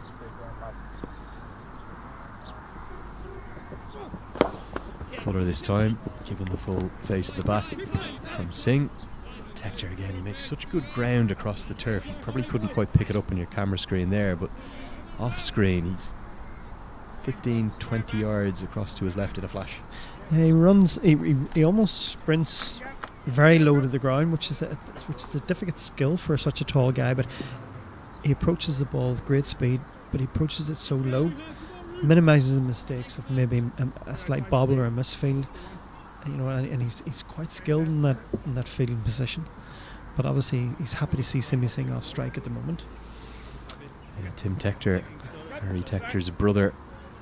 Of course, the brothers squaring off against each other. The third of the Tector brothers, Jack Tector, in the Lightning squad, but left out of the 11 again today. May see him tomorrow. Tim Tector immediately gets off the mark and he calls two. He wants two. Will Singh be able to get back? He will. Not sure that's the right choice of ends from David Delaney in the deep. Singh was turning a little slowly under the flat throw. Back to the bowler might have given him a chance. Yeah, but a very positive stroke there from Tim Tector. Take it off the mark. I think these guys will be buoyed from the start that the rest of the guys have given them. Coming into the wicket in a completely different circumstance that he has in the last couple of games. Of course, Singh has anchored this innings really. Just 2 runs shy of his 50 now to be back-to-back 50s for him. It was a lone stand yesterday as the Lightning struggled to make it up to 130 in that shock defeat to the Munster Reds. First time in the history of the Interprovincials in the 9th season since they were re-inaugurated that the Lightning have lost 3 back-to-back games. The first time they've ever been bottom of any of the tables. They've just become accustomed to winning, haven't they? Leinster Lightning. Singh is not happy that one's not going to be given a wide. I'm going to bid you adieu, Peter Gillespie. Pass you over to Andrew Blair-White, who'll join you for the final 5 overs. The score, 131 for 4. Yeah, the Lightning trying to maintain this dominance that they've had so far in the innings. Andrew, a perfectly healthy run rate there, 8.83. I think we're hoping to see another 5 overs of exciting batting to get them up somewhere close to what Wasp is saying at the moment is 180. Would you be happy with that? Yeah, I think they would be if they were to get up there. You'd think that's the target for the Lightning, to have 5 overs of big hitting here. They've built a strong platform for themselves, plenty of big hitting to come as well. As Ben White comes back into the attack from the Mason Road end. Just on the leg side there, Tim Tector just nudges that one out square. Gets Simi Singh on strike, who's been putting in another superb display.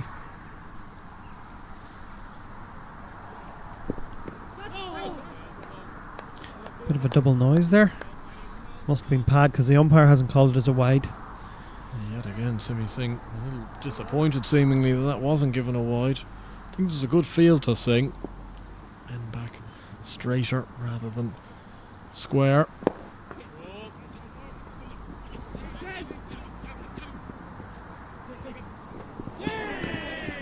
And that's a great direct hit from the boundary. It was going to need a direct hit, and it's found Tim Tector comfortably short of his ground.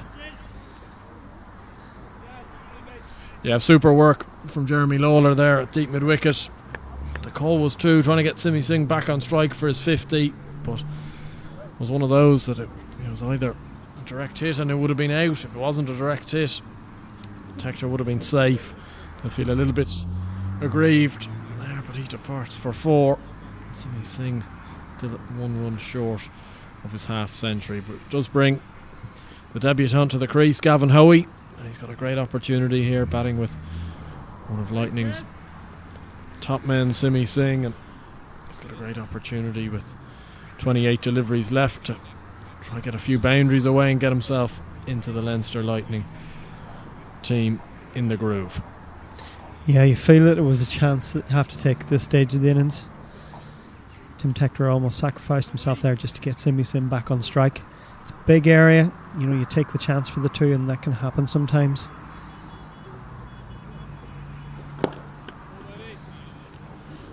That's a single for Simi Singh, and that will bring up his 50.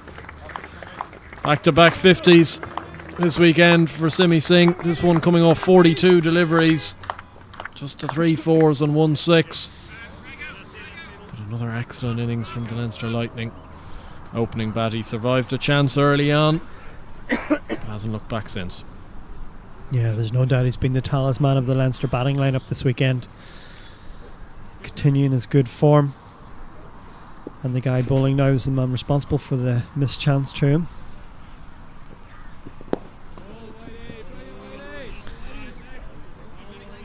Lenny alluded to Gavin Hoey being a powerful lower order hitter. I admit I haven't seen any of them at all, so you're going to have to fill me in a bit, Andrew.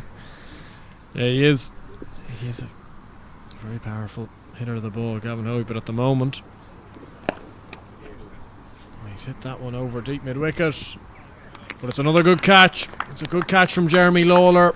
Gavin Hoey's picked the longest area of the ground to try and hit a big shot.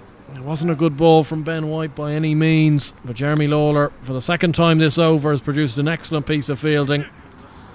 And two wickets in the over for the night. Leinster Lightning just stumbling ever so slightly. Gavin Hoey departs. Yeah, another wonderful catch. The Knights fielding, bar that missed chance as being top drawer, took 3 or 4 great catches, a run out from the deep. They're doing all they can to help their bowlers. I mean, any batsman worth of salt gets a low full toss like that from the spinner. You just got to try and hit it as hard as you can. But Jeremy Lawler, as we said, was one of the 3 fielders on the leg side, which is probably about 10 yards in off the boundary. He initially ran towards the ball and then had to make a readjustment, which I think made the catch all the better. And the stumble, as you said, from the Leinster Lightning team has resulted in the Wasp just dropping down slightly again. Yeah, just small issues with the scoring through NV play at the moment, so we'll hopefully get that recovered. At the moment, we're starting the 17th over, 16 overs gone, with the Northern Knights now having the Leinster Lightning 135 for 6. Barry McCarthy is about to face his first delivery. Simi Singh 50 not out at the non-striker's end. Adair back into the attack. A nice shot from Barry McCarthy to get up and running. Right to that deep point yet again. We're seeing now the Northern Knights use this deep backward point and deep cover fielding positions. I must say, coming into this weekend, I'd almost never seen this tactic used, and it's being used almost in every innings now. Yeah, I think it's when the ground's so one-sided, as the Warriors did earlier, target that full and wide, put 2 points out on the boundary almost and cover. This time, Simi Singh doesn't move whatsoever, and then as a result, that wide line comes into play. Mark Adair straying quite a bit down the offside there. Quite a considerable wide. Brings the score to 137 for 6. I'll keep updating you on the score just as we're sorting out the scoring with NV play.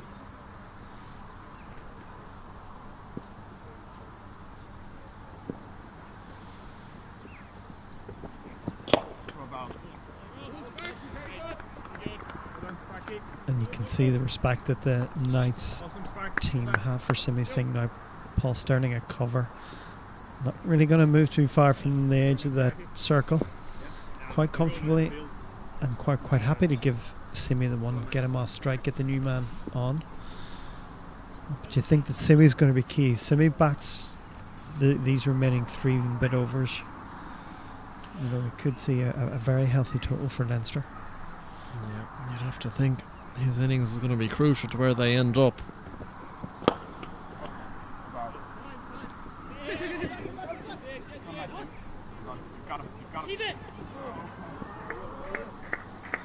A little bit of a fumble from David Delaney at deep cover. He almost recovered very well there.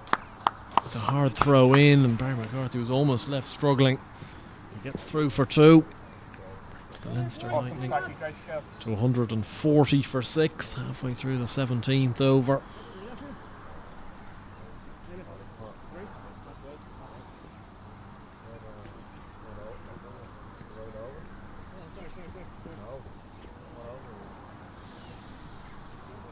McCarthy's just pulled out of that, which I suspect won't please Mark Adair too much. Yeah, I've never met a fast bowler doesn't have a grumpy side, especially when they have to pull out of their run up halfway through.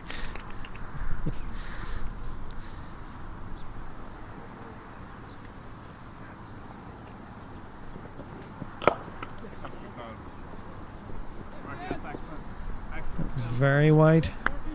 McCarthy decided to chase after it, gets toe end onto it, out to that deep point position that we spoke about. Andrew? Yeah, well, I'm sure Captain Harry Tector will be pretty happy with the way Mark Adair is executing a plan here. Obviously trying to bowl that kind of wide line Yorker, giving him good encouragement as well. He's quite close to us here at long off. Adair will be looking to try and get out of this over without any boundaries.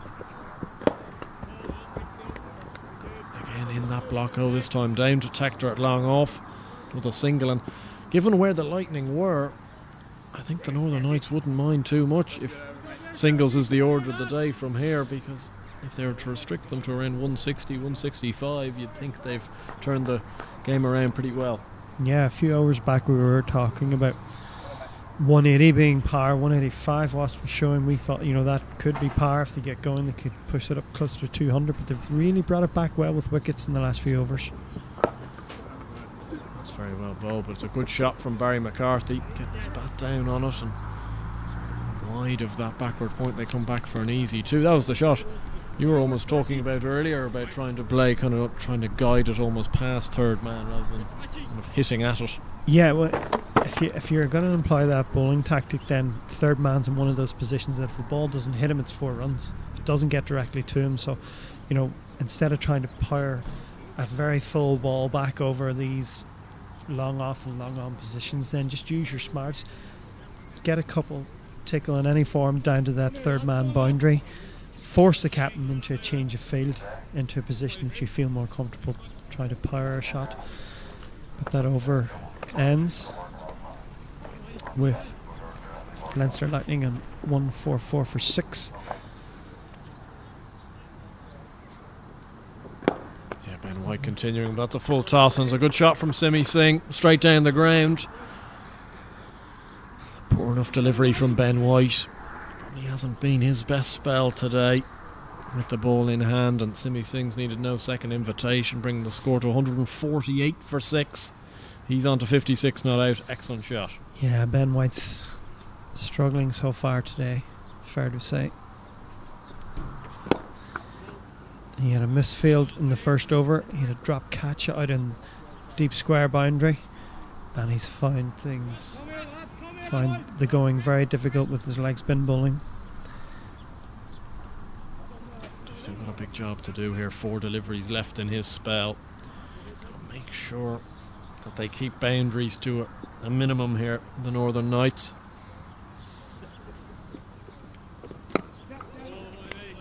Well, that's the sort of length and the sort of pace he probably needs to be bowling at more. Yeah, he was bowling that pace early, but he just wasn't hitting that length. He was too short, allowing batsman to manoeuvre comfortably.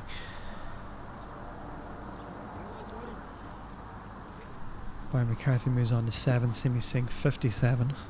Simi's on strike. It's a big shot from Simi Singh, but it is straight down long off's throat. It's a good catch down there. Mark Adair. Yeah, it's Mark Adair down on the long off boundary. Singh trying to go over him. Almost did so, but it's another wicket for Ben White. Simi Singh, he almost got all of it, but just falls a few short. A juggle from Mark Adair. He holds it up aloft.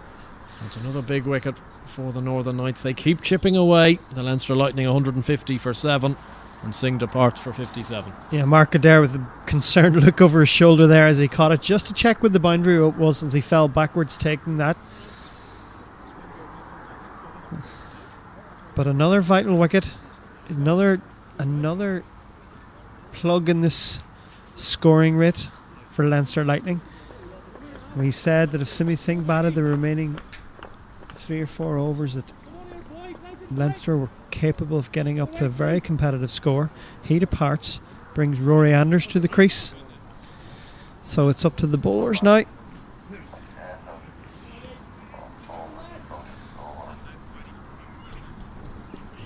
McCarthy and Rory Anders.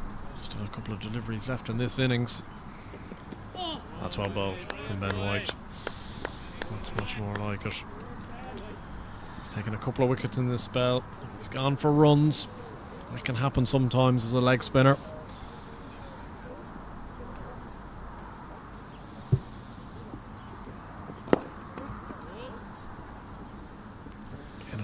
toss this time. Barry McCarthy hitting it out to long off for a single. That ends the 18th over. The Leinster Lightning 151 for 7 with 2 overs to go. Yeah, you feel with 12 balls to go, even sensible batting gets him up into the mid 160s. A couple of boundaries here or there pushes him up into the 170 mark. We've seen 160 was enough yesterday to get the Warriors over the line against the Knights. But definitely feel the conditions have come back a little bit more in favour of the batsmen. And the second match of the day, Andrew, wickets certainly flattened a little bit. So you would think this could be in and around a power score, that 160, 165. It'll keep both teams fairly interested in the second innings.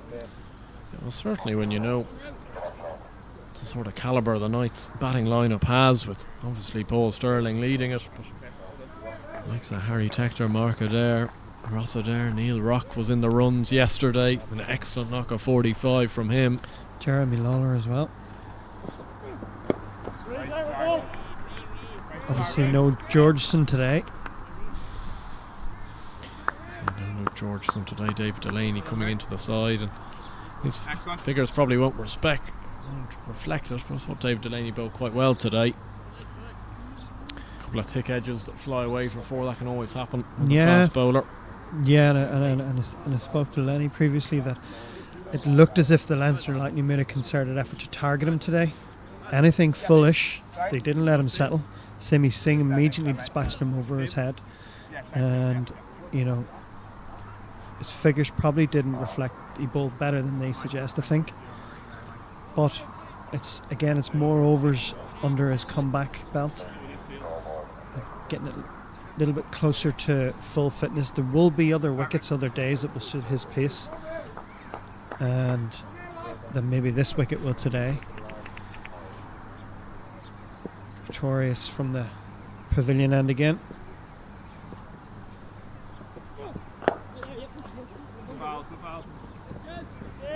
That was Rory Anders' first ball on strike, and he again drives out to that backward point fielder that's on the rope. Seen a lot of action in this innings. It's been well patrolled out there, and it's been good precision from the likes of Mark Adair. Now Pretorius bowling that wide line sort of delivery, and he doesn't get it over Paul Stirling. Another catch for Paul Stirling, his 3rd of the day.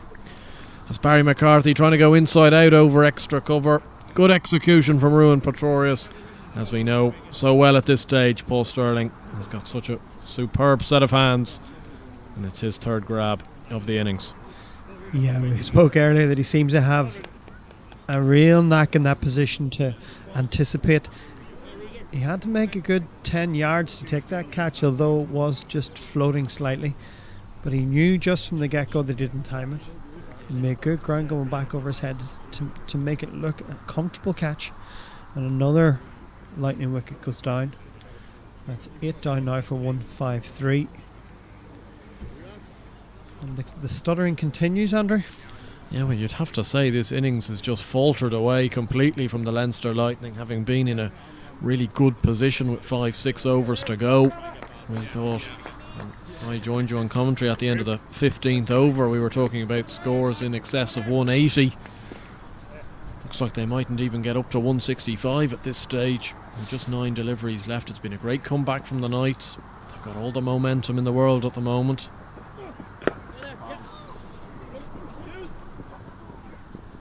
That's a super shot from Rory Anders, but it's an even better piece of fielding from Ross Adair.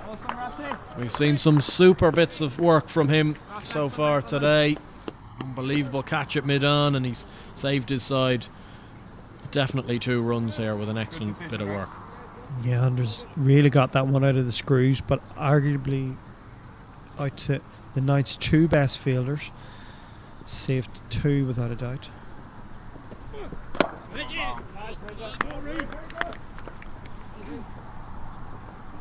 Again, good execution there, right in the block hole, giving Rory Anders absolutely nothing to work with. Same plan, mate. Same plan. You're going so well. I need to change. Really doing a job for his captain here, minimising the boundary count. Yeah, you could see just on screen there, Ruan Pretorius talking to Harry Tector at long off, his captain, asking same plan to the new batter, and Harry responding saying yes. Josh Little trying to do something a little different, trying to scoop over fine leg. Obviously quite infamously tried that shot in the first one-day international over in Utrecht off the final delivery. Doesn't get any contact on it, and it's a leg by. They get through. It's 157 for 8 at the end of 19 overs. The Leinster Lightning, and this last over, which I assume will be bowled by Mark Adair, could well be a massive over in the context of the game. Yeah, Andrew, you'd have to assume that the Leinster Lightning are gonna have to get somewhere up around the 165 mark, and I'm saying that because it is bowlers at the wicket. They are capable batsmen in their own right, but at this stage of an innings, you want to get as deep into that 160s as you can. And it's still going to be a good tool for the Leinster Lightning bowlers to have a go at, but nowhere near what we're expecting a few overs back. Bit of discussion with the captain Harry Tector here about his field, about the plan. Josh Little on strike, would be happier with that than Rory Anders.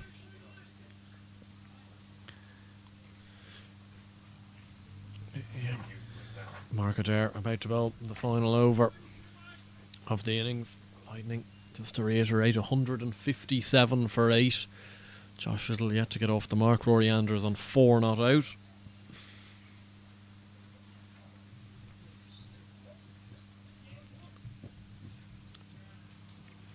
And hard to know whether that's clipped off pad or not. I think it has. Yep, Paul Reynolds, the standing umpire at the Mason Road end for this game, has signalled a leg by. Good work from Neil Rock behind the stump. Sometimes those can run away quite quickly. Yeah, you have to think that the field set up, bringing long off up into the ring, pushing fine leg back to the larger end of the ground suggests that he's going to bowl more back of a length. He's not going to throw anything full that he can get up over that offside. Well, Rory Anders will be a little bit disappointed with that. It's a full toss. Had a chance of potentially going. Mark Adair going for that fuller delivery, which, as you noted, Peter, really he doesn't have the field set for. He doesn't, and that was a bit of a gift. I think he's missed out there. You'll be very disappointed with that. Gets Josh Little back on strike. 159 for 8, 4 balls left in the innings. That's going to be a wide. Mark Adair again going for that fuller delivery, tucking in on the pads, but overcompensating this time out and going well down the leg side, should I say. It's a score to 160. Josh Little seems like a batsman that's not afraid to do a bit of dancing, Andrew. He's not shy of going considerably outside his off stump and exposing all three, so maybe Mark Adair's targeting that full leg stump delivery.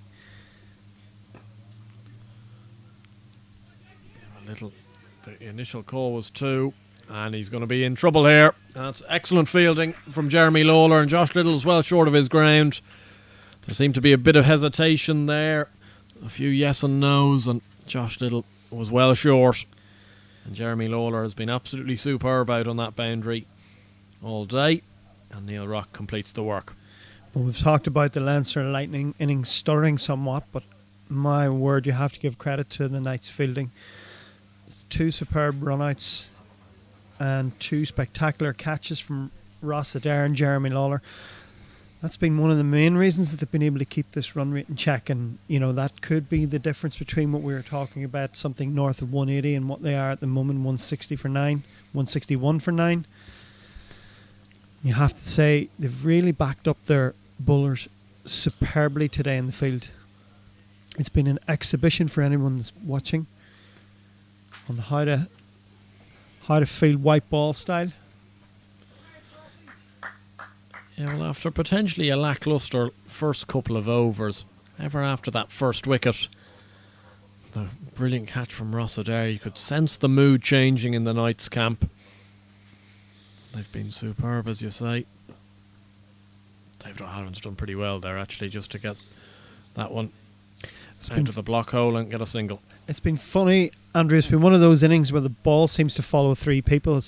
Every time it's gone, it seems to be saying the same three names over and over again. It's Jeremy Lawler, it's Ross Adair, it's Paul Sterling.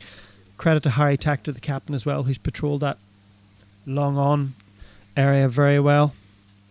162 for 9. 2 deliveries left for Mark Adair.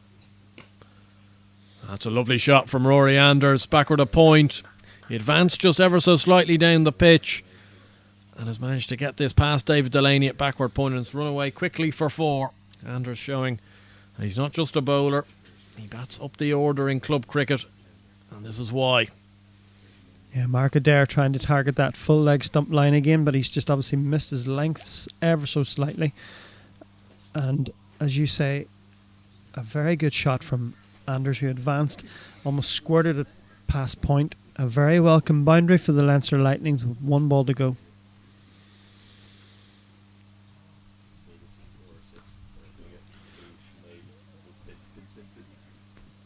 Oh, they're going to come back for 2, but it's very easy work for Ruan Pretorius and Neil Rock.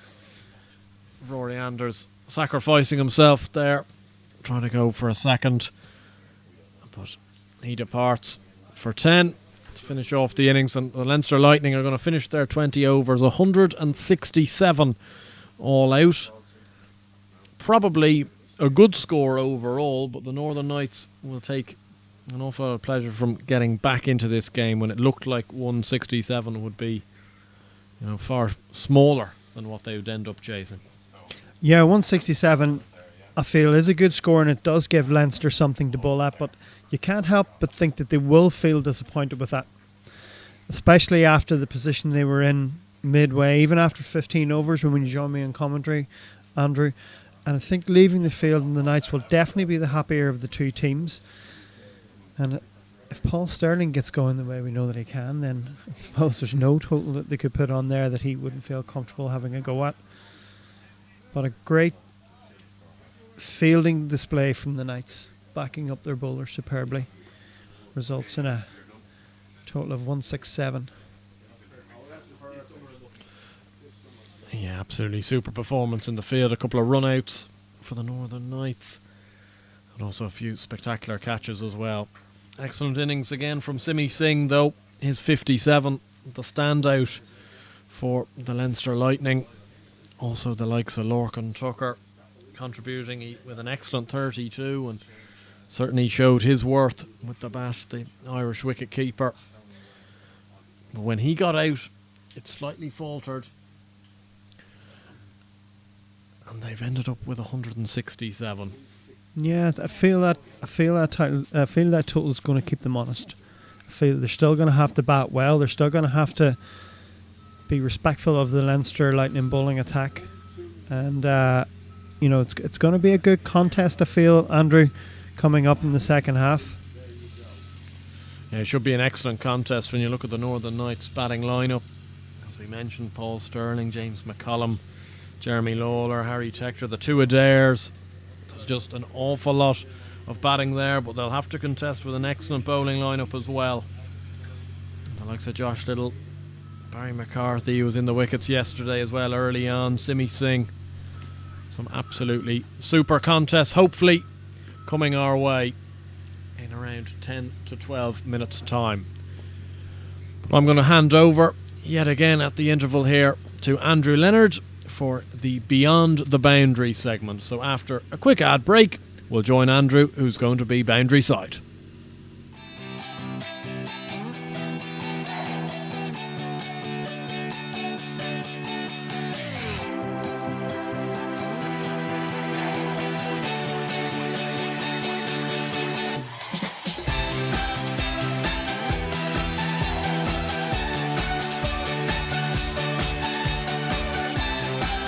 Time to embrace the giant spirit of Derry Londonderry.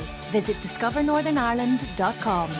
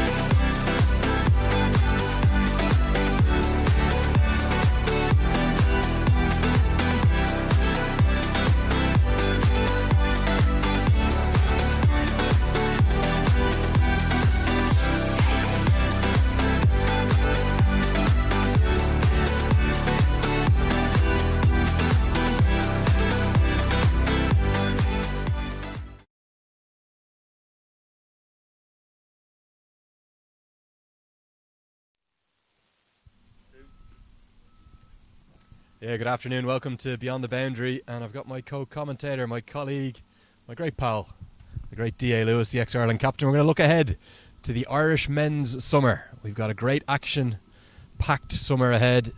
The visits of two African sides, South Africa and Zimbabwe, both coming here to Irish shores. And Alan, I'm going to throw a stat at you. You know how much I love my stats. Certainly do. 20th September 2019. What was that? That would, I would think, be the last time that Ireland played a home international. We might ask Kevin O'Brien just to take those catches elsewhere, if he could go 5 or 10 yards across to his left as he nearly takes it on his head. Lucky he's got big hands. You're spot on. I think I might have given Alan the heads up before. That was the Tri-Series, Ireland, Scotland, Netherlands. Ireland winning by 1 run against Scotland in a thrilling final that we covered. Does it give an indication as to just how much Irish cricket has changed over the last 2 years through the COVID pandemic? Gary Wilson was captain then. He's now the coach of the Northwest Warriors. Well, it's definitely changed. There's been a lot of change of personnel. I think there's still a lot of the old guard there, and as we look forward probably to this South African series, the question marks are going to be, how are the Ireland selectors going to view these games? I think in the context of, let's call it a good series in the end against England. To win a match against England wouldn't have been expected. To lose 2 against Holland was like a disaster, really, in a real sense within the World League.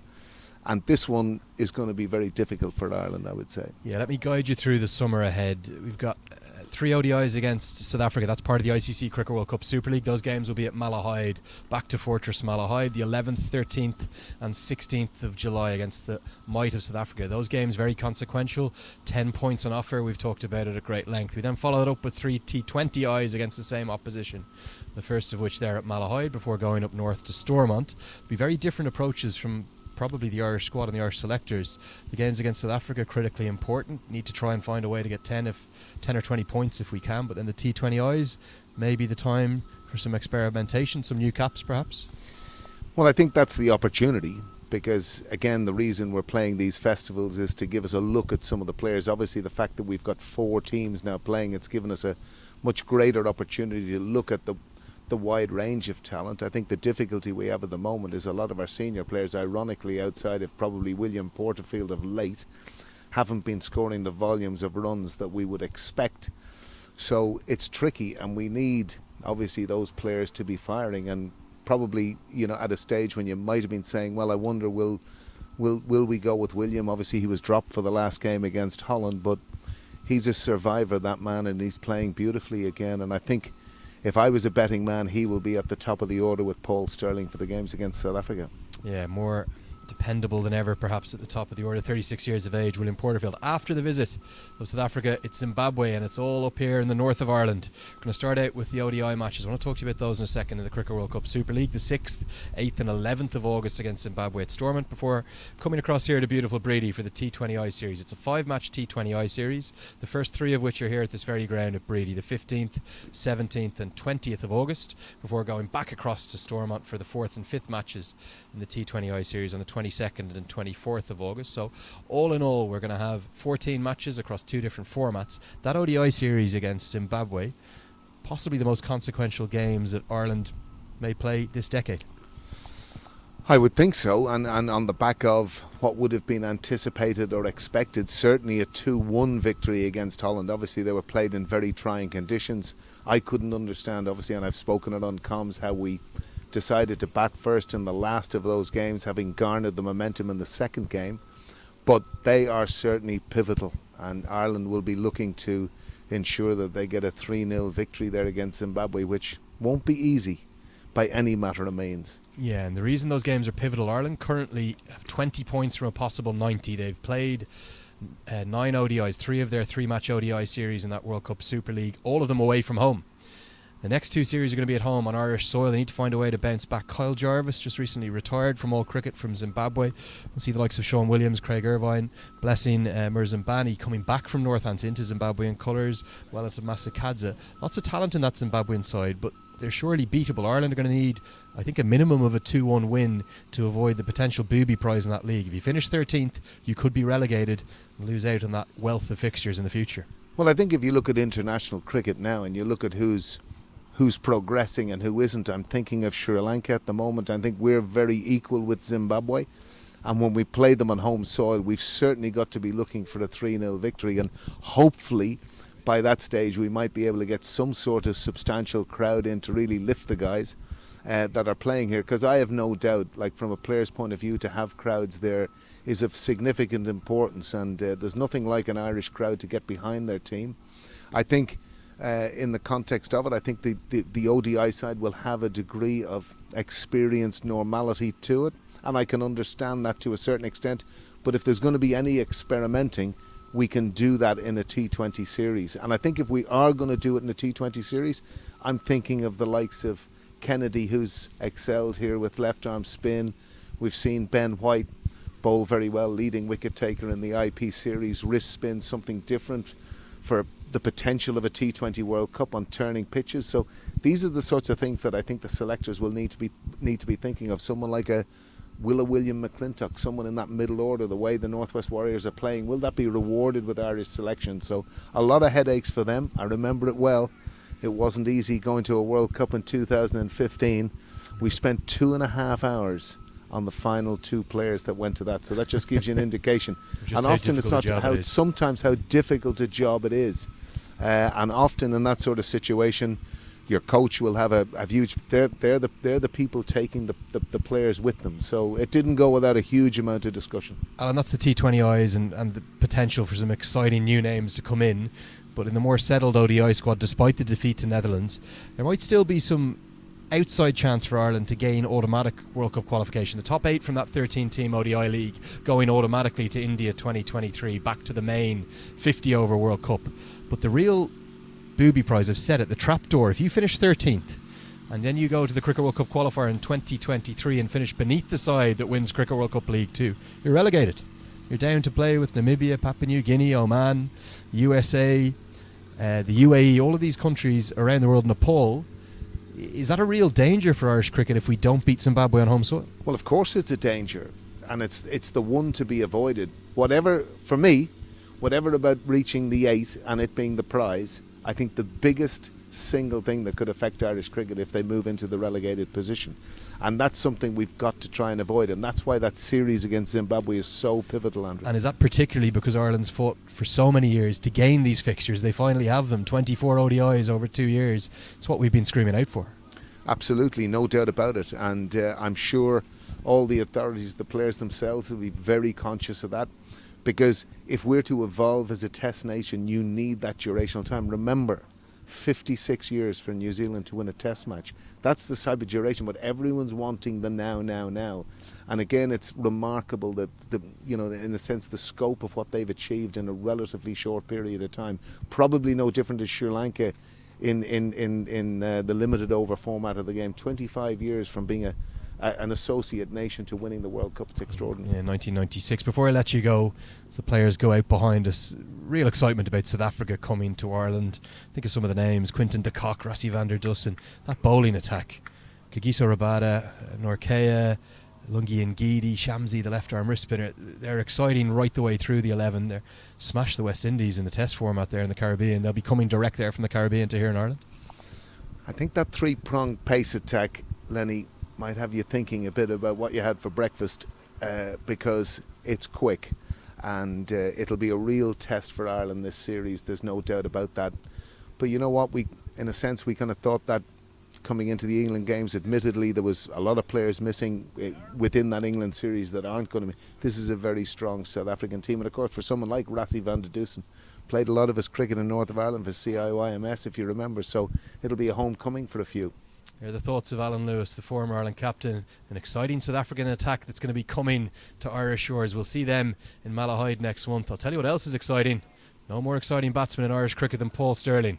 Stay tuned. What's going to happen? Let's go and find out if the Knights can chase this down with Peter Gillespie and Andrew Blair-White. Yeah, thanks to Andrew Leonard and to Alan Lewis. Great to hear their views of the exciting summer ahead for Irish cricket. And hopefully that excitement does start here with this run chase. Could be a fascinating one. The Northern Knights need 168 to win. Paul Stirling and James McCollum are going to be opening the batting, with Josh Little opening the bowling from the pavilion end of the ground with his left arm. Seamers. Paul Stirling Just the one run yesterday for getting out caught at cover off the bowling at Craig Young. He'll be looking for much better today and to get the Knights off to a seriously good start here. It's Little to open the bowling for the first delivery of the run chase.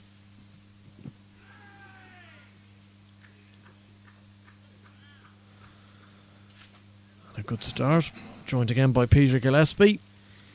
168.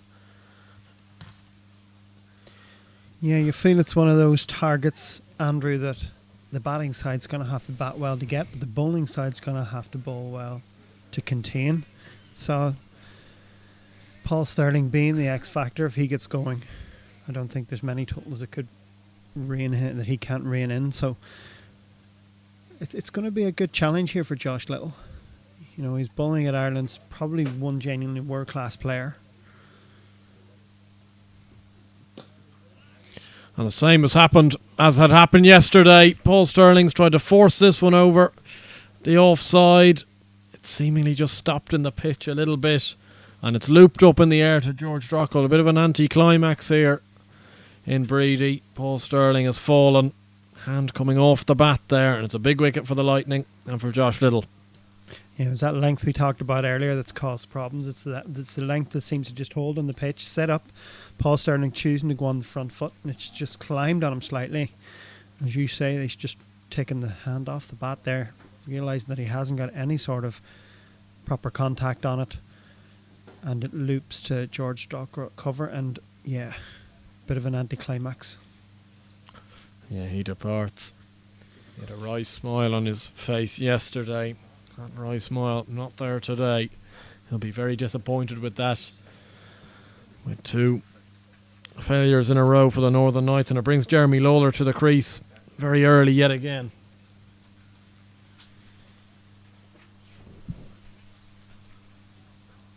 Yeah, that's put the challenge really back on the Knights here. You still have a lineup of quality batters.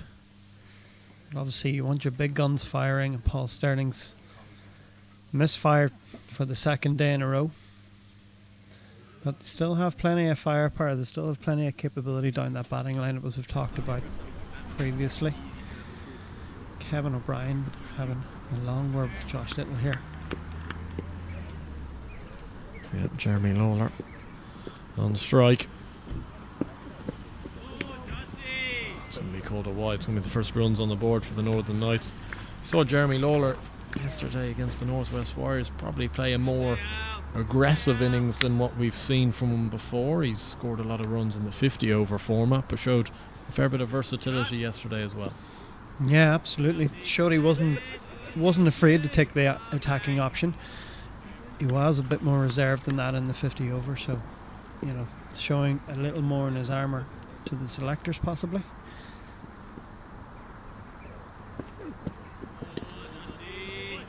Just left alone by Lawler this time round. Josh Little, he's had an excellent season. He's bowled with good pace, good energy. He had an excellent tour out in Utrecht for the Irish side, taking multiple wickets. And he's now taken the key wicket of Paul Sterling as well in a game that the Leinster Lightning have to win in this IP20 series. It's no if, buts or maybes. They must win.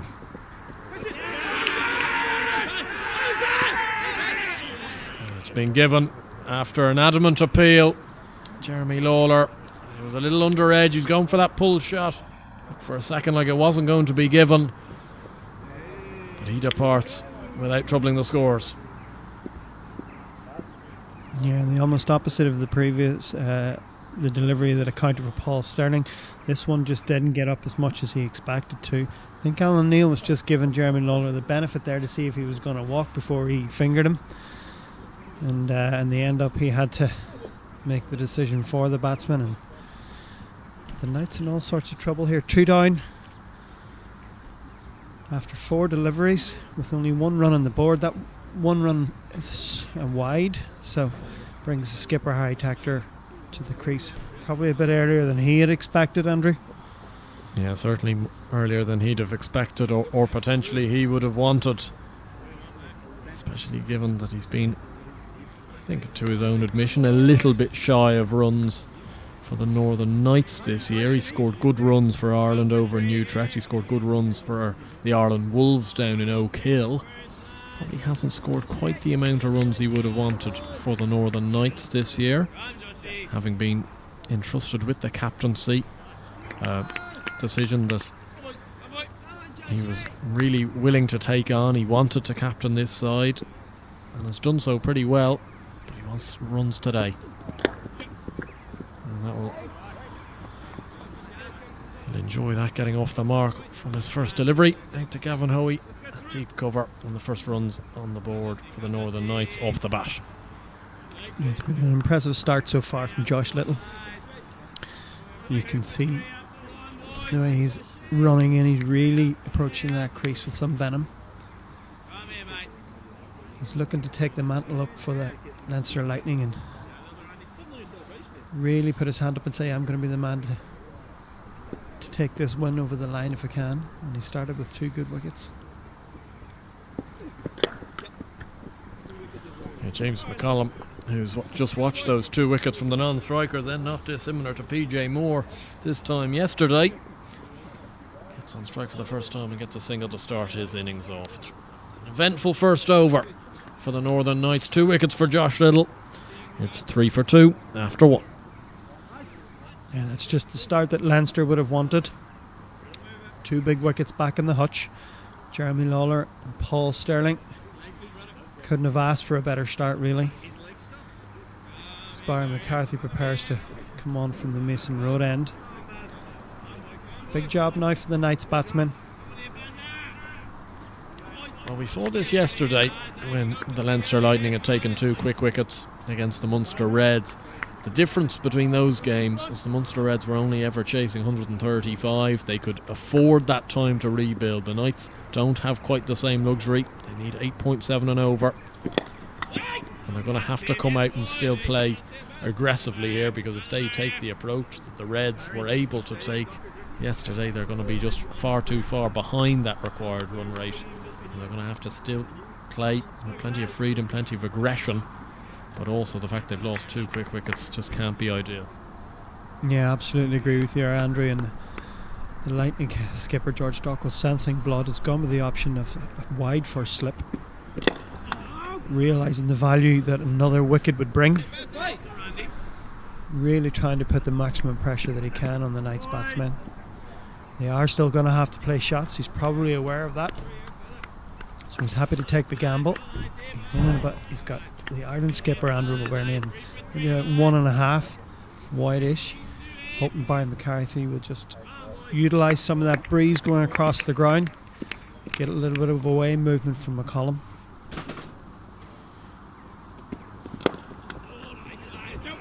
Well, it's a very interesting field they have here to James McCollum. It's a very square field on the offside, a packed offside field, 6-3.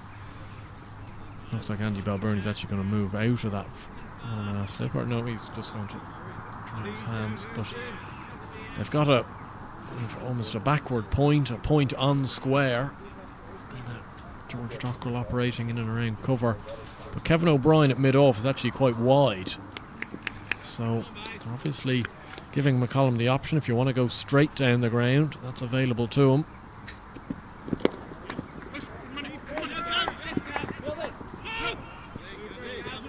Well, he's straight on the leg there. McCollum quite happy to just nip that one off his hips out to the deep square boundary for 1. But yeah, I think you're right. They're probably banking that Barry McCarthy might get a little bit of movement away from the batsman, and that McCollum's probably more likely to try and access that square area of the boundary, leaving the gap down the ground.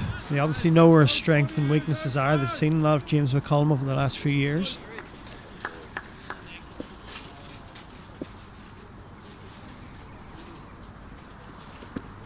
Off the outside edge of Tector, down towards third man for a single.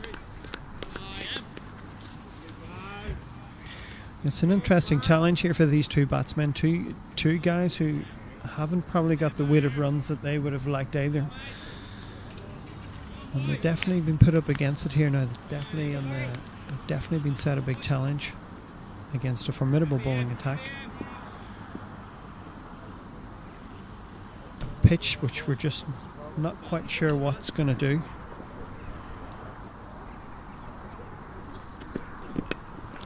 It's an excellent stop from Andy Balbirnie. It wasn't a chance. It's dropped in front of him. It was a good over from Barry McCarthy, just 2 runs from it, but that could have easily burst through the hands and gone for 4. Good stop from Balbirnie, keeping this pressure on for the Lightning, and that decision to have Balbirnie more, it's kind of second, third slip area, has been well and truly vindicated. Yeah, Barry McCarthy backing up the job that Josh Little done in the first over. Not the start that the Knights would have wanted. They have a bit of rebuilding to do, but as you said, under that scoring, that required rate is already at 9s. They don't have a lot of time here. They're going to have to get a move on at some stage. Yeah, it's been a tricky pitch to work out, really. It seems to have differed from innings to innings, how well it's played and how tricky it's been. As Josh Little gets that one to lift uncomfortably at Tector. Again, probably trying to force that one off the front foot. Probably a back foot delivery, but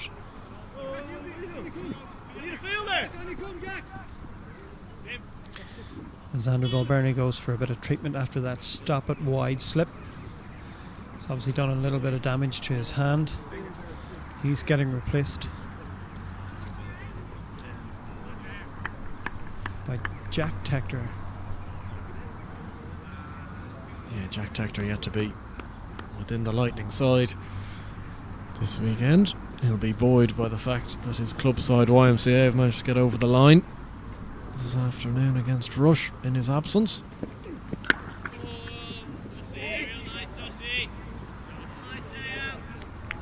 Good from Tector there, used every inch of his height up on his toes. Just keeping things ticking over here in the absence of any substantial momentum from the Northern Knights. They've got to find some way just to get going, even if it is just a push single out to deep square. You've seen the benefit of the Leinster Lightning start. The intent that they showed. Those little dots McCollum up.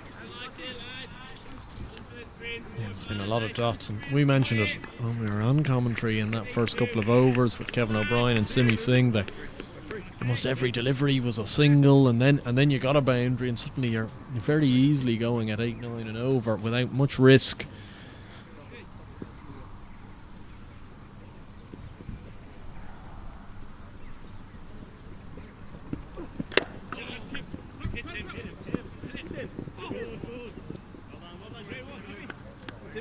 Good fielding from Tim Tector. McCollum doing what we just alluded to there and trying to drop it into that gap. But excellent fielding from young Tim Tector at backward point, almost running out his brother. Yeah, that would have given him bragging rights at home. But yeah, you know, we talked a lot about the intent that the Lightning showed when they came to bat, and how quickly they built momentum from that. Knights will be looking to do something similar here. Again, smart work from Tector at backward point.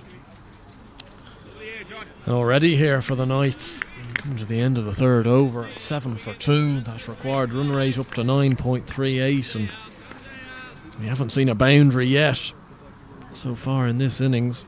And you feel already like something's just going to give soon enough, that there's going to be a release shot from Tector or McCollum quite soon. It may yield a boundary, but likewise it may yield a wicket for the Leinster Lightning.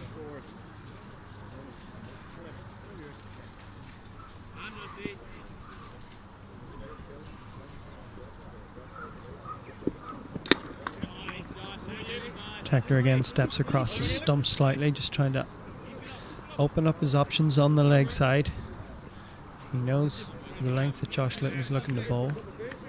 He knows, very intelligent. He knows where single option is at the moment, where the safe play is at the moment.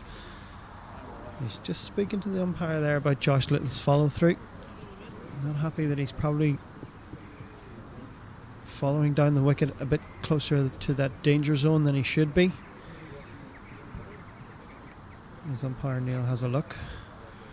Yeah, well, Texture's putting in every bit of experience in the book there, patting down. It mightn't have even been Josh Little's footmarks. He was just going to be keep patting down, make sure that Alan Neil was aware to it. He doesn't want to give Simi Singh or Gavin Hoy any more advantage than they might already have with him coming on the ball, and the Knights requiring 9.4 and over.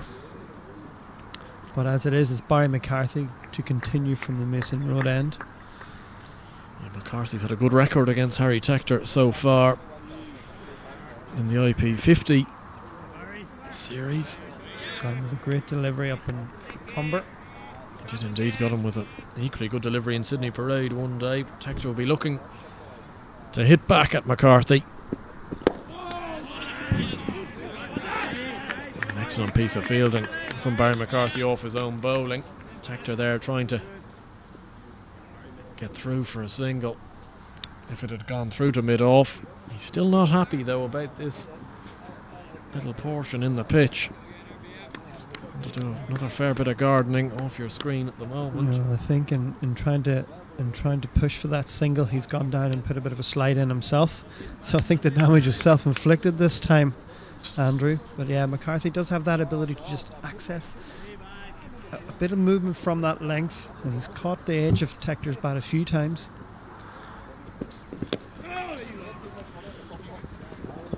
Well, I alluded to on commentary with Lenny yesterday, with McCarthy it's all about length. That sort of good length delivery, he seems to be extremely useful. We've seen it at his home club Pembroke so many times where he accesses that ridge from the St. John's end. It's really when he just goes that little hint fuller and becomes almost more in the slot, that long half volley length. But that's where he seems to go for the majority of his runs. His miss does seem to be too full rather than too short. Yeah. The only good thing for the batsman here is, with it being 2020, you have the freedom to move around the crease a bit more and put him off his length. Pulled away from James McCollum. It's a one bounce 4 down towards the tents, the marquees here. He shuffled down the pitch and I think McCarthy was alive to that. He's dug it in, but McCollum's adjusted very nicely indeed and put away the first 4 of the Northern Knights innings. Yeah, that was a great shot, because I absolutely agree with you. I think Barry McCarthy has seen him coming down. He's just pulled his length back, really dug it in head height, and he's almost played a front foot hook shot. And landed just a couple of yards inside the rope for a 4. But a great bit of adjustment from McCollum. We've seen McCollum adding boundaries to his game in recent years, including that scoop option. And it's been given a wide by Paul Reynolds, which I must say probably was a little bit harsh on McCollum, but I don't think the Knights head coach Simon Johnson would be too fussed seeing McCollum try to take that sort of shot on, because it is a shot he's been working a lot on and a shot we know he can execute. Yeah, he has. It's pretty obvious that he has been trying to access more boundary options. Probably more of a traditional old school 50 over player, batting long, taking boundaries where they can, but we all know that 2020 cricket involves a lot more innovation. You can't let the bowlers dictate for too long. You've got to be prepared to shuffle around, make things happen yourself.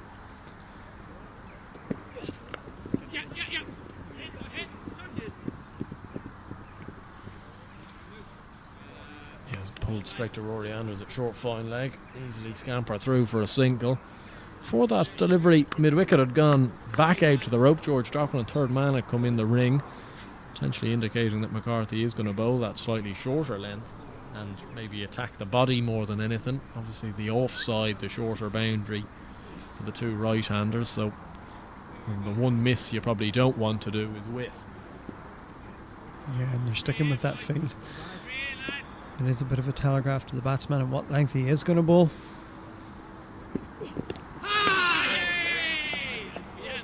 And again he has the wood over Tector. He's clipped the top of middle and off. just the bails nicely, possibly off the pad there. And the Knights skipper departs. Yeah, off the pads there, Tector, and onto off stump. Another good delivery from Barry McCarthy. And the Knights are in trouble here. 15 for 3. Coming to the end of the 4th over, and that target of 168, which at the start of the innings looked potentially plausible, is looking further and further away at this stage. Yeah, I think Harry Tector possibly trying to go a little bit too square in that delivery, coming across Barry McCarthy at pace is always a dangerous option, and he's paid the full price with his wicket. And it's 15 for 3 with one delivery left in the 4th over. He really has put the Knights under an extreme amount of pressure. And it brings Mark Adair to the crease, and we all know the ability that Mark Adair possesses with the bat, but we've rarely seen him in a situation where he's coming to the middle in interprovincial cricket as early as in the 4th over. Very hard to know what approach to take at the moment. For the Knights batters, the run rate required is 9.5 and over. Put 3 wickets down in the first 4 overs. There's no real time to rebuild. They still have to go for it, but don't have the wickets in hand that they would have wanted. It's exactly not the start they would have needed, but good bowling from McCarthy and Little. Yeah, I don't think Mark Adair is going to die wondering anyway.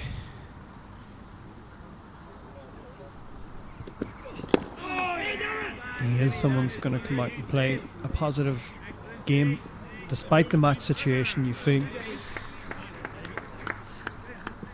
that ends the 4th over with Leinster Lightning firmly on top, the score 15 for 3.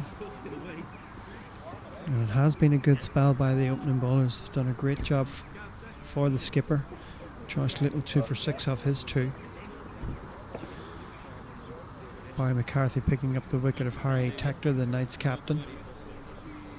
Again, it's a little bit of, it's getting into bunny territory now, Andrew. I hate to say the word because I've been there myself. Craig Wright, the former Scotland captain, had me on a string more than one occasion. It's a terrible feeling as a batter when you're facing a distinct bowler that you don't have a massively good record against. Just play with your mind, but we're going to see a change in bowling. David O'Halloran's going to come into the attack, the Malahide young seam bowler. And I assume this would have been a bowler that the Knights would have been looking to target before this run chase began. Hard to know what the approach will be now. As McCollum starts off with a single. Out to deep cover. He's watched a fair bit of carnage at the other end, McCollum. Moves on to 9 himself. He has, and he does hold the solitary boundary of the innings. Not sure what he'll make of it, but the Knights have to find something here. They have to find some way to just get back on the front foot again.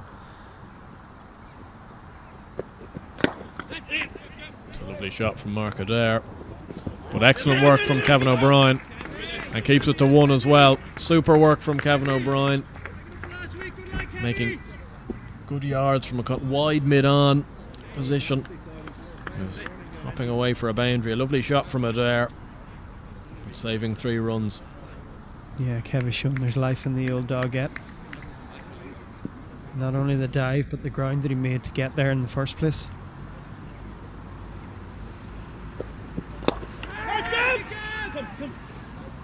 Oh, it's been put down. It's been put down at deep cover. The debutant Gav Hoey, who was off. A thick outside edge from James McCollum trying to go over. Extra cover. It was a thick edge. And Gavin Hoey would be a bit disappointed with that effort. Yeah, I'd like to see the replay of that. He seemed to almost go reverse hands, Australian style, when he was coming in, and it was very low when it was a regulation fingers down.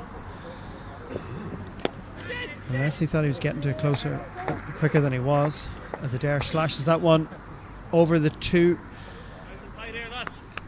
fielders behind point, who are both in the ring for a boundary.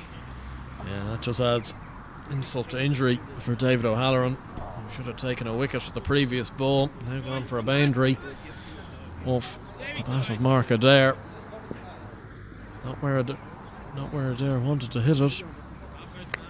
But at this stage of the innings and with the situation they're in, the Northern Knights just need any runs that they can grab.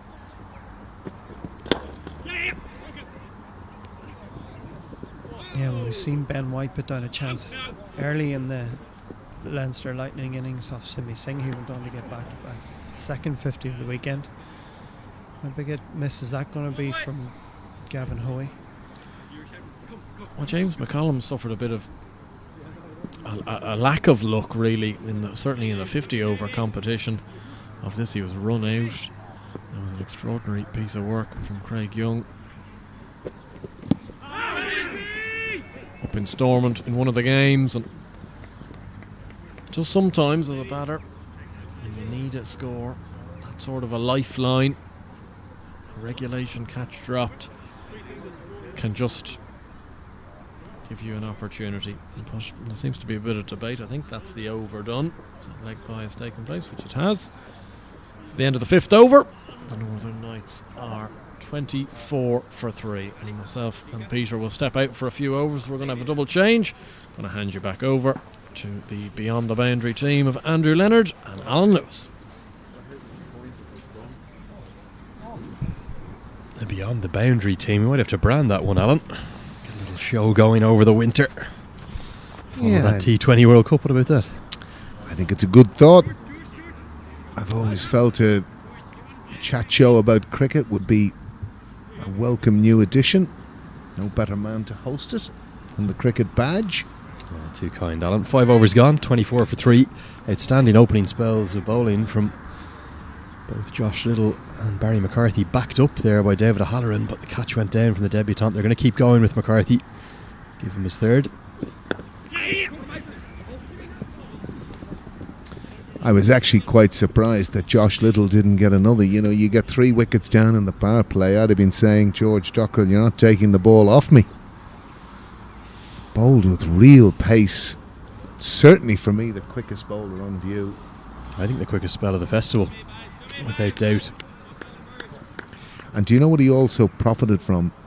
Keeping the ball up to the bat. He's on you before you know it, Josh Little, but watching him from side on, I was just off comms there, and he bowled with real pace.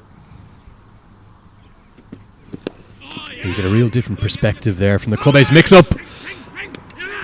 Bails are whipped off, but possibly the wrong end. A real big mix-up between Adair and McCollum. It's always that area of the ground, isn't it? Backward point that leads to the mix-up. Could this have been a run-out, Alan? Well, of course it could. And again, there was a hesitation there from Mark Adair. He's the man that knows the angle. When it goes wide of cover there, as the non-striker, you've got to back the call of the batter on strike. And it had clearly moved past Tim Tector. David O'Halloran is deep there at the edge of the circle. But this survived. Beautiful Yorker from McCarthy, really well dug out by James McCollum. He's done well to survive that beautiful piece of bowling. Good batting, good running. That's very good cricket. Excellent cricket. Lightning have certainly seemed a big change of attitude. Isn't it funny what a day can do? So lacklustre yesterday. And George Dockrell, as captain of the Lightning, would be delighted with this start, because at the start of this innings, Andrew Leonard and myself didn't feel that 167 would be enough, but at 27 for 3 from 5 overs, in fact 5.3 overs, it's going to be hard to see how the Knights might come back. But come back they will have to do. Come out with real fire in their belly. And Barry McCarthy, who has not had a good 3 or 4 days by his standards in the T20 format. The tournament's leading wicket taker in the IP20, outstanding, a cut above, leading the top of the charts there by a distance, but he's been expensive in the T20 format. The way PJ Moore treated him yesterday in that comeback over, that 15th over of the game, just took the game away from the Lightning. But this opening spell today, back at his brilliant best. Well, when he's bowling that probing back of a length, top of off-stump delivery. That wee bit of sideways movement, Barry is at its most effective. And again, you talk about that over yesterday, even by his own admission. It was Dana at best. But he'd started so well. Double wicket maiden to start with, 2 wickets and 2 balls. He was on a hat-trick. And I think what George Dockrell has done from that is learn from that. Why change McCarthy, take him off after 2 overs, just keep him going. Well, I've just said the same about Josh Little. You have a side 3 down. Change of pace this time for McCarthy, just worked into the leg side. Simi Singh will pick up, and it's allowed the Lightning to get through the power play without turning to their spinners just yet. The spinners, they have 3 of them. Singh, Dockrell and the debutant Gavin Hoey has put that catch down. 29 for 3 after 6. Let's take a look at the points table. This is why this game is so important. And in a funny way, the Northwest Warriors won't mind the Leinster Lightning winning it, because the Lightning would leapfrog both the Knights and the Reds into second place if they could take the win today. But it would leave the Warriors top of the pile by a nice distance. Without a shadow of a doubt. They'll certainly be hoping that. They've been the form side in this tournament. Admittedly, 2 very narrow victories, but they're playing with a refreshing freedom and collectiveness, and it's been evident for all to see. Interesting change of bowling here. End of the power play has meant that the fielding restrictions ease.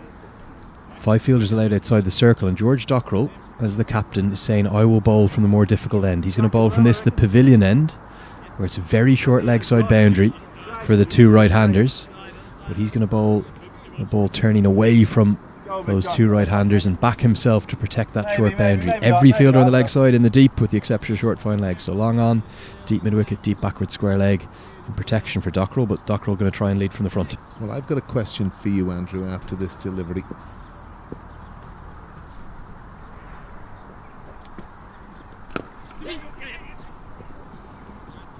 The side 29 for 3 after 6, chasing 167. What would your tactic be? Would it be 3 out in the leg side? They haven't hit a ball in anger over the infield. No slip. No attacking intent. Why? I think it's the cautious option, but it's the right option. The required run rate is already at 10 and over. If they can get through 3 or 4 or 5 overs here without too many boundaries, it's going to bring that required run rate towards an unmanageable position. It's the tactic that the Knights use quite effectively towards the second half of the first innings, hanging the ball away outside the off stump, not allowing the right-handers access this shorter leg side boundary. We're seeing 2 entirely different strategies from the 2 ends of the ground. McCollum's going to try heave that into the leg side, gets no timing at all. Out towards Jack Tector. Jack Tector is on as sub-fielder for Andy Balbirnie. I don't think any great injury, but just maybe a little niggle to his thumb, a bit of strapping being applied to his thumb, we saw on the sideline, Al. Yeah, I just wonder, is there a bit of tactics in that? Jack Tector, one of the best fielders in Leinster, really, and one just wonders. I don't know, I haven't spoken to Andrew Balbirnie. Touch of the KPs about it, maybe? What do you mean by that, Alan? A bit of a sore thumb, a little bit of a sit down. Jacko, you go out and field for me. Nicely bowled by George Dockrell. McCollum was through the shot and so nearly is cannoned into off stump. It was a long hop, Lenny. Bowled into the pitch, Alan. Okay. Get through the offside this time. Going to be work to do for Gavin Hoey. He's going to make a good crown across to his right. Be disappointed with that drop catch, won't he? Yeah, he went with the hands up. He got himself a bit confused. He ran in perfectly, but in going with the hands up was the wrong way to go about things. And here's a big moment for the Lightning. 7 overs gone. They're right on top. This is where I want them to go to the leg breaks of Gavin Hoey, the debutant, and back their youngster. Well, I think... Oh. And he's run all the way in from deep cover where he was fielding, I think in anticipation that he might be bowling. Simi Singh has tossed his cap to George Dockrell, a bit of confusion. And after just a bit of hesitation, he was sent back for a moment. They are going to throw him the ball. This is good to see. Very good to see, Andrew. No doubt about that. This is the time to get Gavin Hoey in. You've obviously spent a lot more time with Gavin. Gavin obviously started off as a seam bowler, had trouble with his back. And you are very encouraged by the progress he's made with his leg spin so far. Obviously played with him for Pembroke. Yeah, he's a remarkable young natural talent. The leg breaks come very naturally to him. His father, Conor Hoey, probably Ireland's finest exponent of leg spin in history. In fact, taking his 300th senior wicket today. Conor Hoey replacing his son Gavin in the Trinity team. And here he is for his first ever ball into provincial cricket. Into the pitch. Really good work by Simi Singh, diving stop. Get away with just a single. We'll see him bowl very flat. The reason he'll bowl very flat, there'll be a few nerves on offer. But watch out for his googly. He's got a really good wrong one. I'm not necessarily sure the Knights will pick it up if they haven't seen it before. Thank you for that, Andrew. Hit over the offside. Just the nerves showing from Hoey, trying to force it, trying to really get it through. That's a drag down. Hit away through the offside. Splits the two fielders behind. Point on the offside. That's a boundary 4. Yeah, he's just dragged that down, hasn't he? Just seemed a little bit out of sync there, Gavin. Gavin Hoey. Huge nerves, Alan. Only natural.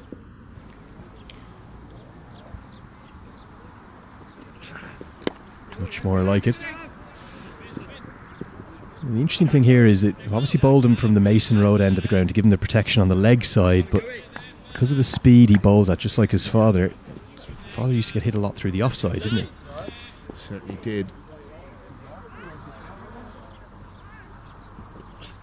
That's the googly, and it was picked. Good to see him get it out in the first over, and with the big leg side boundary, Barry McCarthy's going to do a good bit of work. Did you pick that one out of the hand, Alan? I certainly did, Andrew. No doubt about that. That one just coming out of the back of the hand there. Fairly evident that was going to be the Google.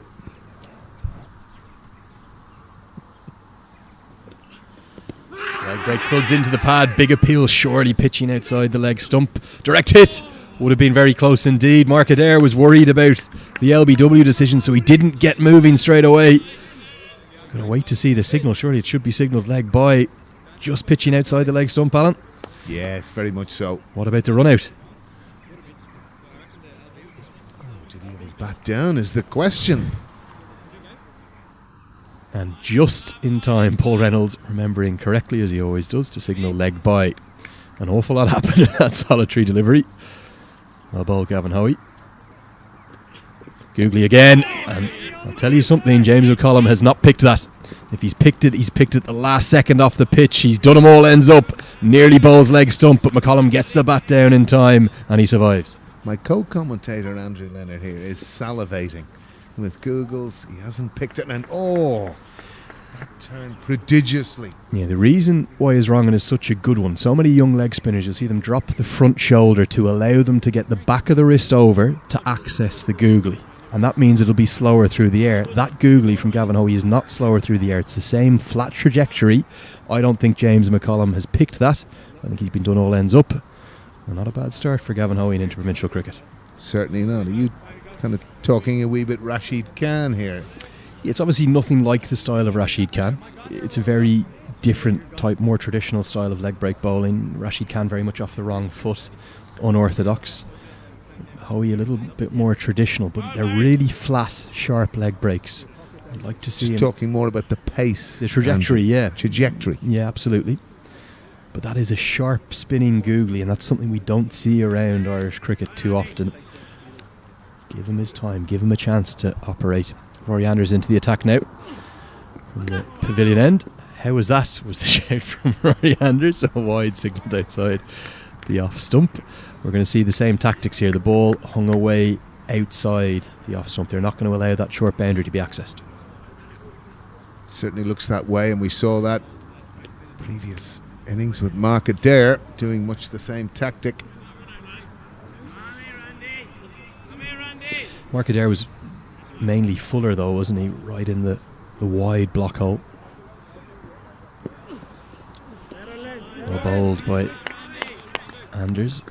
McCollum just taking a little while to get going. 23 off 24. That required run rate, as I was saying to Alan's going to come more and more into play. Wasp hovering around 14%. Well, Wasp is probably right there. It's going to be hard to see the Leinster Lightning lose from here, really. As Lorcan Tucker calls for the helmet, Jamie Garassi coming out, looking to stand up to Rory Anders here, which is no bad idea. Yeah, Rory Anders, part of that Irish Under-19 World Cup side back in 2016 in Bangladesh. To the block hole. Good execution skills from him. Has he kicked on the way that some might have hoped since that World Cup appearance, the Under-19 World Cup in 2016? I think it's been a little bit of a mixed bag. Rory, he's obviously playing with YMCA now, so I've seen him at close quarters just trying to get him to concentrate on what a stock delivery might be. That he can turn to the whole time and just bowl that back of a length, because hit over the offside towards Gavin Hoey, and he clings on. He timed his jump just perfectly. He's dropped one earlier in the innings. I don't think he can quite believe he's held on to that. It's a smile of relief as much as anything else. A rub of the head from George Dockrell. What a catch this is to dismiss Mark Adair. I'm giggling with this, I have to say. He's run in, unorthodox, taking it Aussie rule style, top of the air, top of the pan. That's easy peasy. I just dropped the easy ones. I like the Aussie rules style shout. You were just waiting for him to call Mark after he held on to it as well. And it's Mark Adair that he's dismissed. Gone for 13 from 13 deliveries. He looked really good at points, showing an impressive batting technique. But the short ball, perhaps a little surprise from Anders. It wasn't a great delivery. No, but it was really swatted over the offside, and the tactic to continue to hang the ball outside the off stump, maybe not the length Anders was looking for, surprised Adair. Gavin Hoey has taken a specky, dropped a much more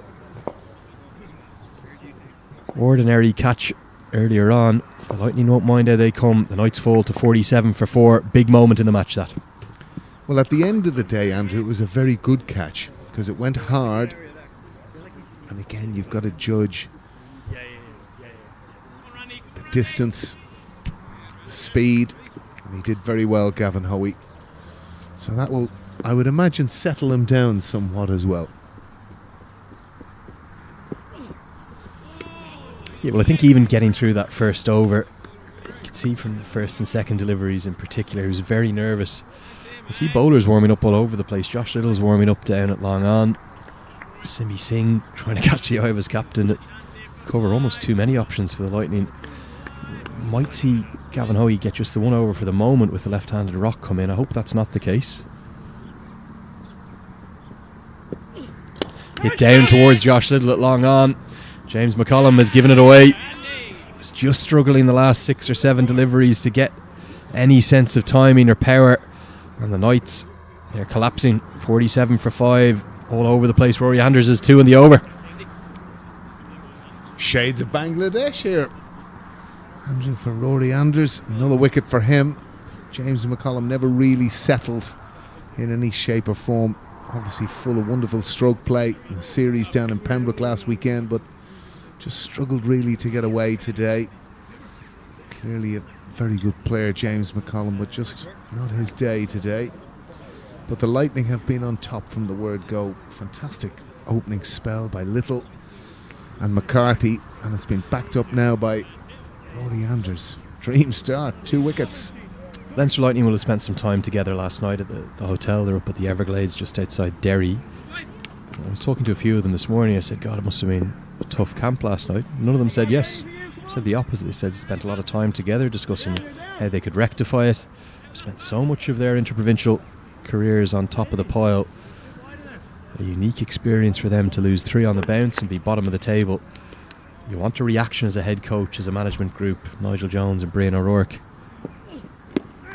They've got that, and they've got it in a big way, Alan, haven't they? No doubt about it, and it's the difficulty to a certain extent with this format, Andrew. It's so helter-skelter. We've spoken about this many times. A T20 game, you can have a bad day at the office, and sometimes you've just got to put it behind you. No point in pontificating when you go into the changing room. You just talk about the next day, how you're going to react. Exactly what you said. And the Knights had to do it last weekend. They did it with great aplomb. And it's no surprise. You're absolutely right, Andrew. Gavin Hoey's getting the one over. Simi Singh coming into the attack. The other thing you've got to remember from the Knights' perspective, Georgeson left out of the side today, so that lengthens the tail a bit.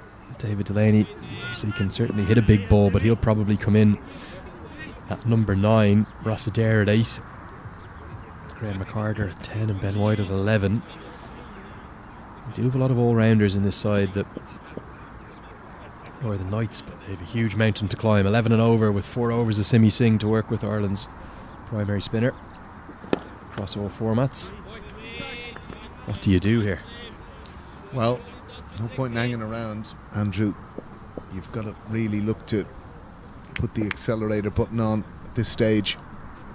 And it's something Ruan Pinner, Pretorius, should I say, excuse me.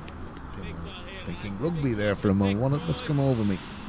And obviously Neil Rock, who played really well yesterday.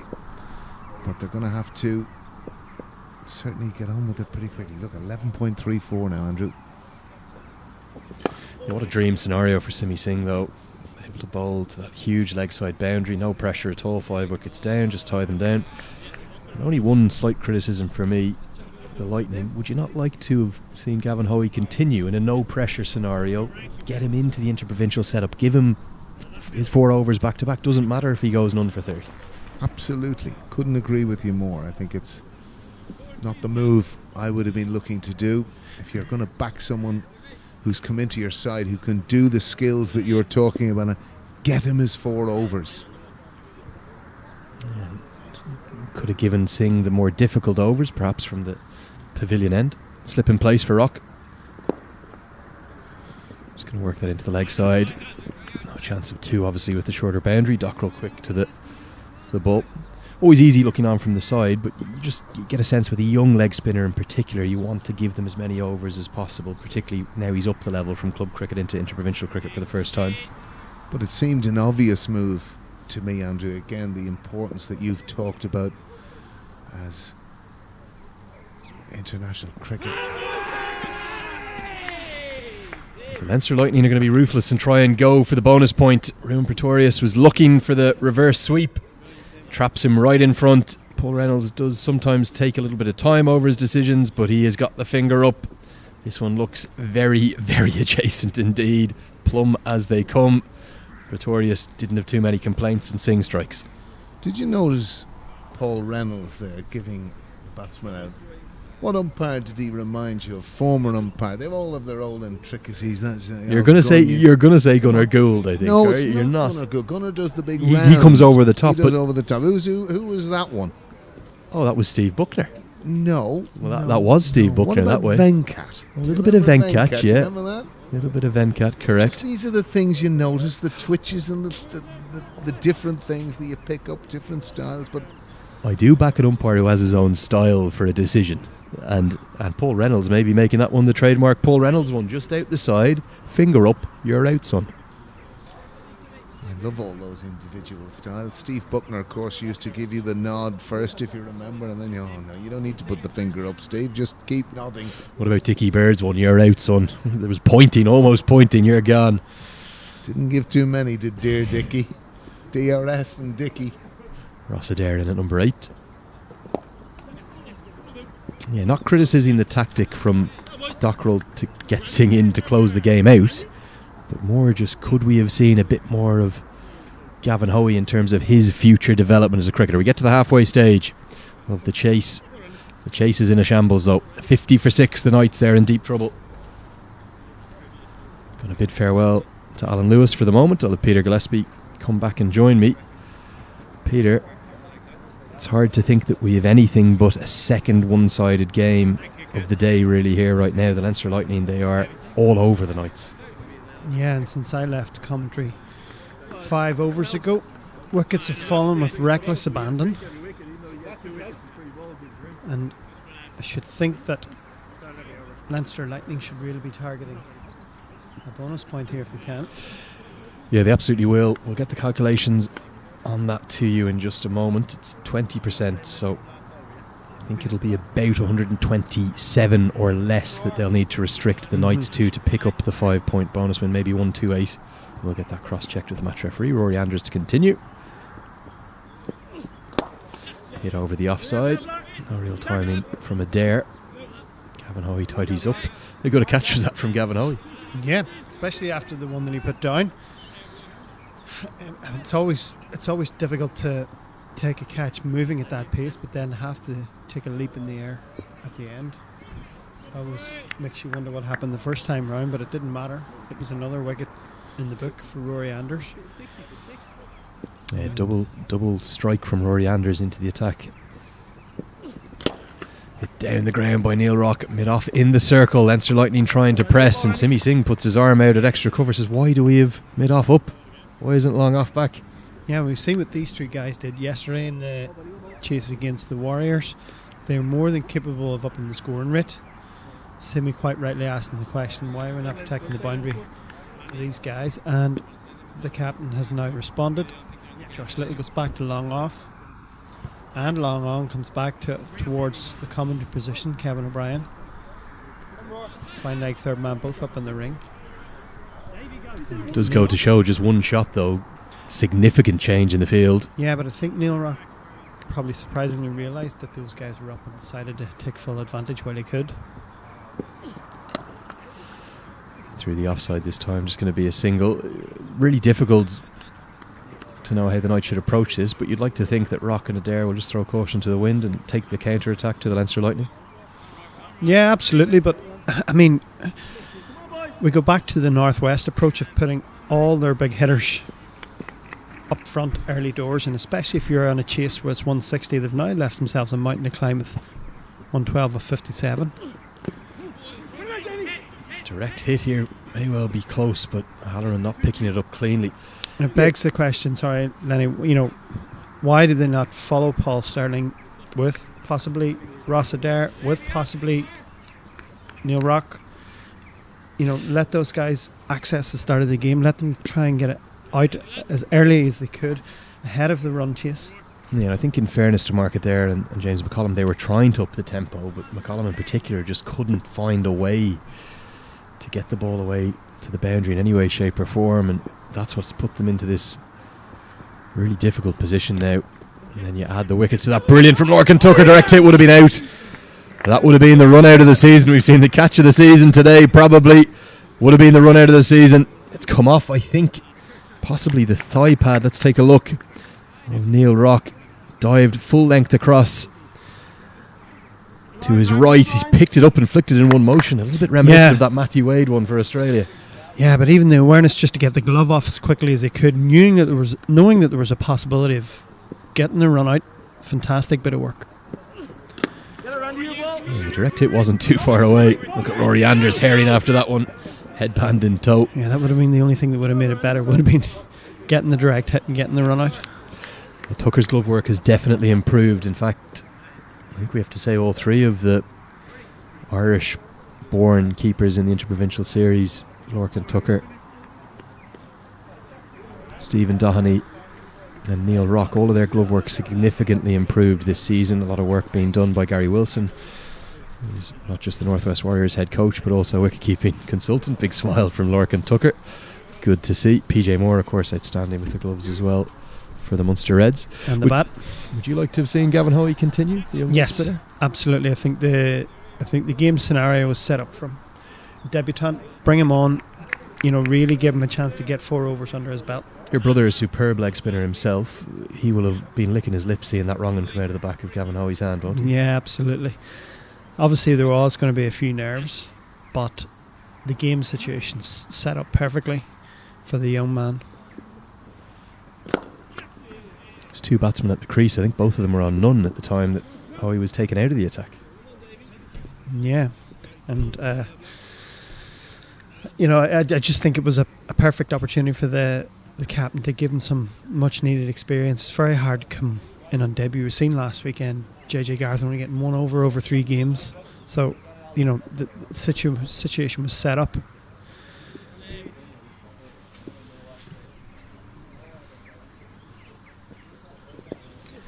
suppose what it probably indicates is that the Lightning are not just looking for the win here, they're looking for the bonus point. Josh Little has a cannon arm, but he won't be able to prevent them getting back for 2. That one coming off the outside edge. Yeah, and I think the only play that I can see here from the Knights is, there's no margin, or the Lightning there's no margin for error now. They need to pick up the bonus point win. They need to win tomorrow, possibly win 3 games next weekend to have any sort of a chance. That one's powered down the ground and all the way for 6. That's the power hitting that Rossadair brings. It's going to soar over the head of Barry McCarthy. I think he thought he was in business for just a moment, but it's not just gone over his head. He's gone out the gate. He's gone down the Mason Road to go and try and find it. This is a big hit from Rossadair. Yeah, that has to be one of the cleanest strikes of the weekend. That is a big boundary out there. He was furiously backpedaling, but in the end it didn't matter because he had to use the gate to get out of the ground. Yeah, there's the gate he's gone through. You missed it live on screen. I've never seen that before in a cricket crowd. McCarthy says, oh, that's gone over my head. Right, open the gate. Out I go onto the Mason Road. I'll go and get that ball myself. We'll get it back. McCarthy keeping the Cricket Ireland finances in check. Just a touch. €80 a pop, those new kookaburras. Yeah, again, showing the power of Rossadair. And again, I can't help but going back to the question and saying, why do you not put someone with that hitting ability in as early as you can? Where is he? Where is Barry McCarthy? Oh, there he is. Spot the Leinster Lightning. There he is. He's found Rory Anders has got in the way. He's got a taxi back. Ball's in play. Let's go again. Good work, Barry McCarthy. Down onto the Mason Road. Don't see that too often in interprovincial cricket. Disappearing out of the ground, that ball, quite literally. Good stuff from Rossadair. He's showing his intent.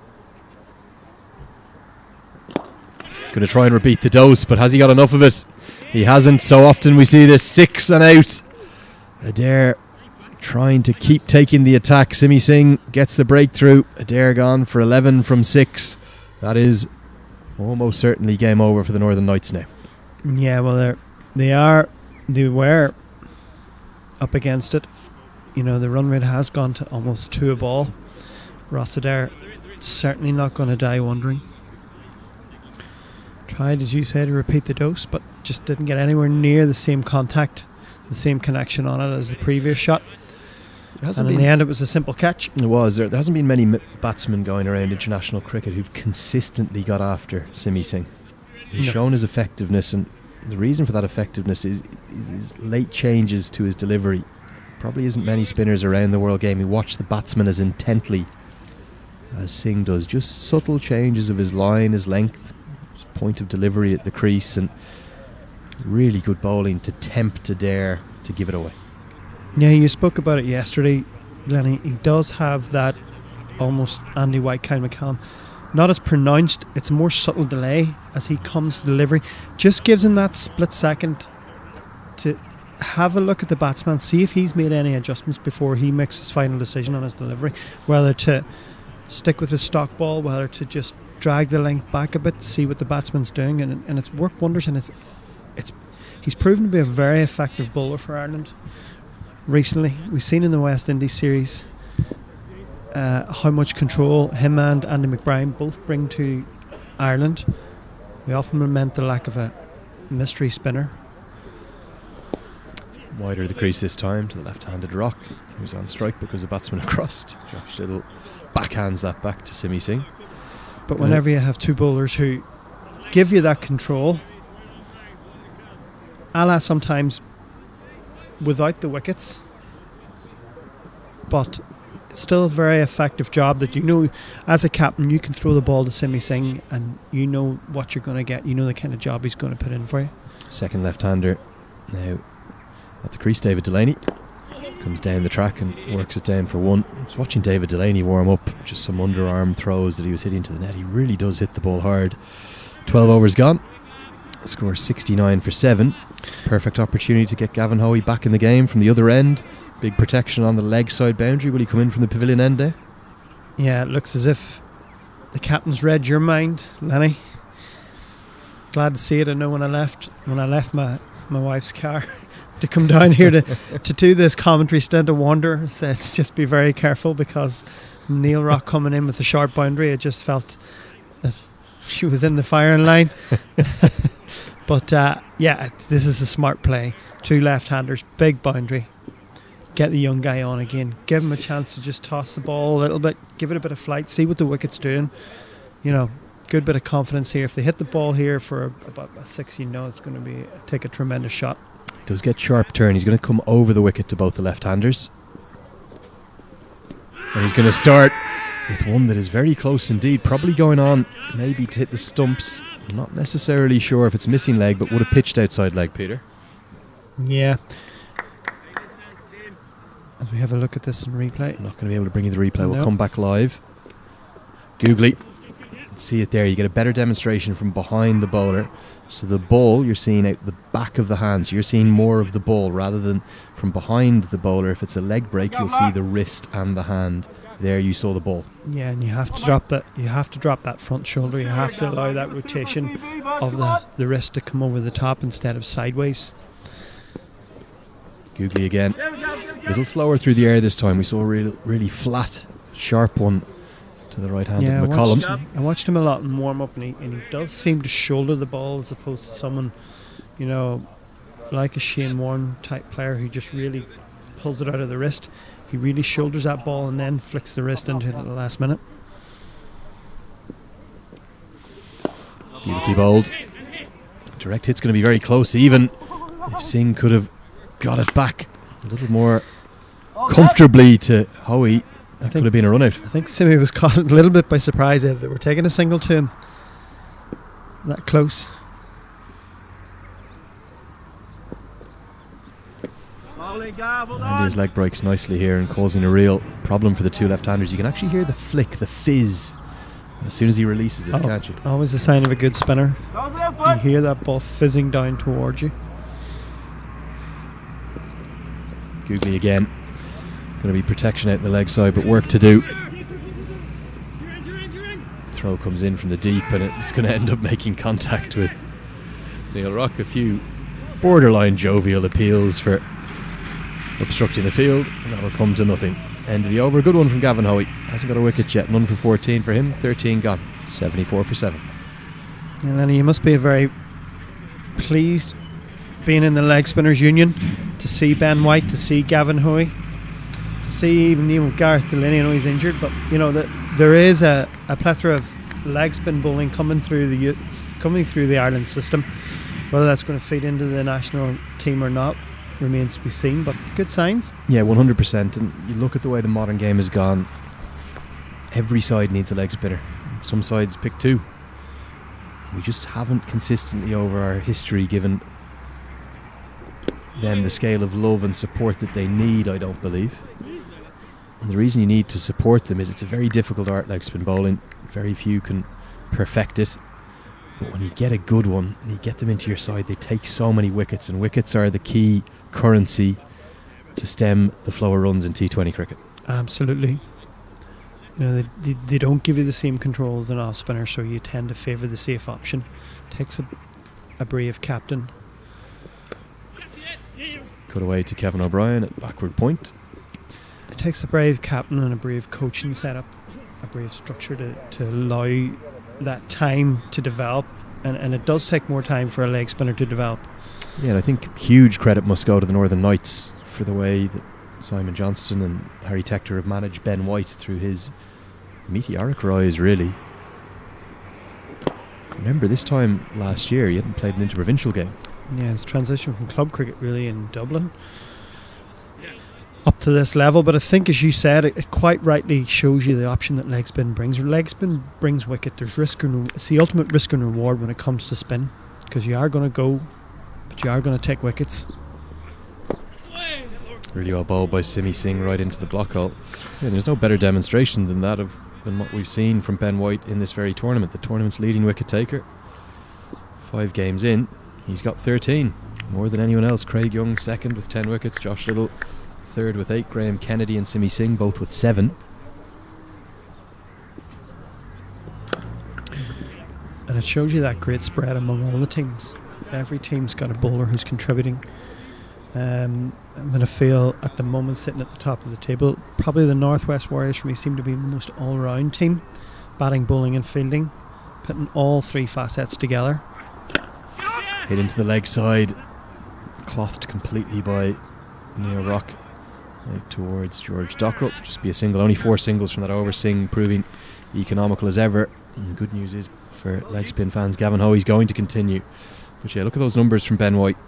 Bowled 18 overs in his 5 matches, 13 wickets, an economy rate of 7. That's absolutely fine in T20 cricket. You wouldn't even mind if that goes to 8. If you're taking wickets at the rate that he is, he's taking nearly one every over. 13 wickets in 18 overs, phenomenal numbers. Yeah, and any captain would be happy to have that type of skill in his armoury. As you said, 7 and over is perfectly acceptable in T20 cricket. It's 140. You know, if you average that out over 20 overs. And 140 is quite comfortable to chase. Big appeal by Lorcan Tucker. It was a delayed stumping. I think he felt that his fellow wicketkeeper Neil Rock had just come out. Paul Reynolds did have a long think about it at square leg. He's on the right side of the ground, the sun streaming across the ground from the west, so he's got a good view of it. But he's adjudicated it not out.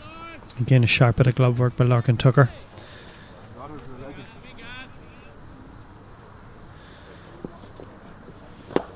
Tossed up and hit over the head of Kevin O'Brien, just to the right of our commentary position. Neil Rock has been in good hitting form. And that one just a little slower, a little more flighted through the air by Gavin Hoey. It's been punished down the ground by Neil Rock. A really strong shot. Yeah, as we see here on replay, it was a great shot.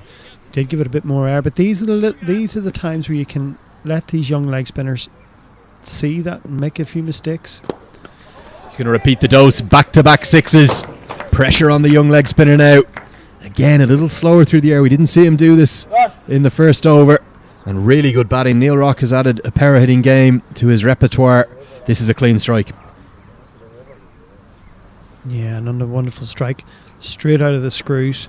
Head very still there. Just extends the hands right through the shot and gets the maximum again. And no surprise to see the two more experienced spinners in the Leinster Lightning team, George Dockrell and Simi Singh, come and have a word with the young leg spinner. I think the one learning that Hoey might like to take, you could see clearly, particularly before his first over, just how nervous he was on T20 debut here today. He's just, for me, rushed his overs a little bit. You know, even before he was hit for that 6, he was always chomping at the bit to get going, to get bowling. Take your time at the top of your run-up as a young leg spinner. Assess where you're going to try and bowl the ball. Visualise it out, get down and deliver it. He's just rushed things a little bit too much. Hit for back-to-back 6s. Pressure on him now. How will he respond? Tosses it up again and so nearly gets through Rock. Get back for 2, so Rock's going to keep the strike. The Knights fans will be happy with that. Some late runs coming again from the left-hander. Yeah, still up against it here, the Knights. 76 to win of 32 balls, but Neil Rock's certainly trying to play his part. 28 of 19. Backed up with fantastic innings that he had yesterday against the Warriors.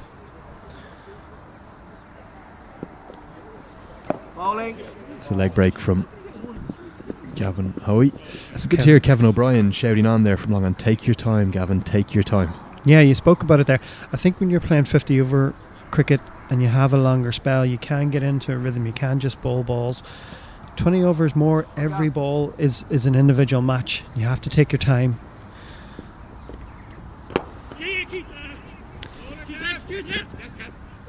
Good work by Kevin O'Brien. He'll keep that to just a single, but an expensive over, the most expensive one of the innings. 16 runs coming from it. 94 for 7 after 15. Yeah, Neil Rock certainly doing his bit. He's not going to give up without a fight.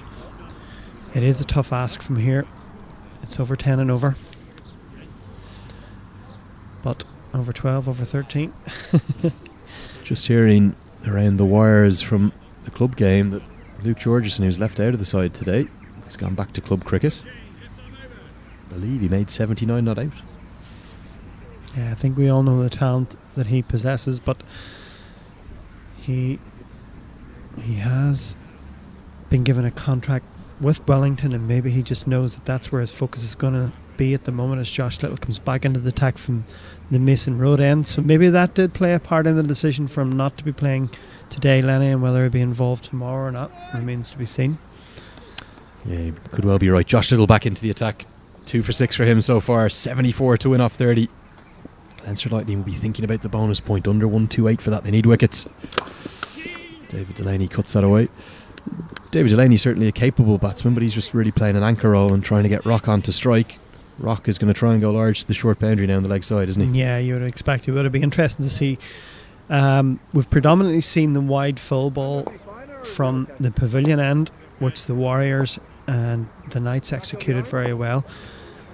I'm sure that Josh Little's going to be thinking somewhere along the similar lines. He's going to want to take that short boundary out of the equation for Neil Rock. And the 2 deep cover fielders that we've seen earlier might be the play here, but not at the moment. You look at the difference. The additional pace immediately. Rock nowhere near that. Yeah, he's very, very skiddy. He seemed to back away there and try and give himself a bit of room. I think he knows he's not going to get too much around leg stump. That's where he'll be targeting.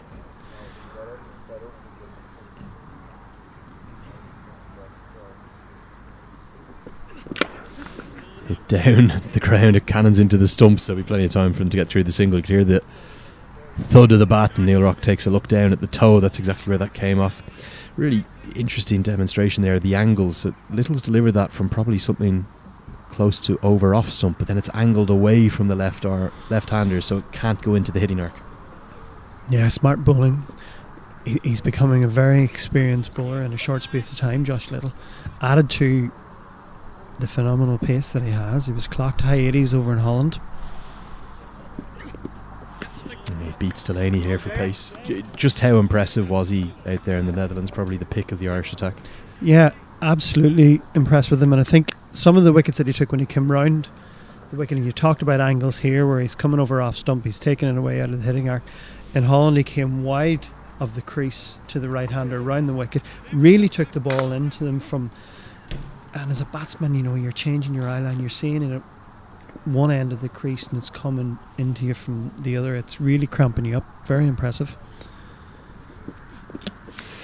Continues to impress, and the airplane is out from Josh Little, his trademark celebration. Cannons into the top of off stump. You can't do too much wrong as a bowler if you hit the top of off stump. Brilliant from Little. A little bit probably too quick for Delaney, and the 3rd wicket for the Pembroke man.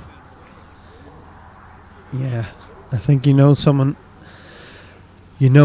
someone knows what speed the ball's coming down at. David Delaney wasn't going to take a chance getting in line with that. He backed away, tried to give himself a little bit of room, but it was just to do him far too quickly. Super bowling. Yeah, really impressive, and I think your analysis of what he did brilliantly to the right-handers there is spot on, coming around the wicket, but to the left-handers too, he's a real threat. He had Ben Cooper in all sorts of bother, in particular for the Dutch, didn't he? Yeah, absolutely. And he does have that surprise delivery in his armoury as well, the one that really comes on a lot quicker than you realise. And I think over the last few years, Ireland have had a great find in Josh Little. They've really harnessed him. He came into the team, probably a little bit inexperienced, but Graham Ford and the Ireland management have really almost wrapped him in cotton wool, for want of a better term, and gave him that comfort, that protection, to let him flourish into the bowler that we now see.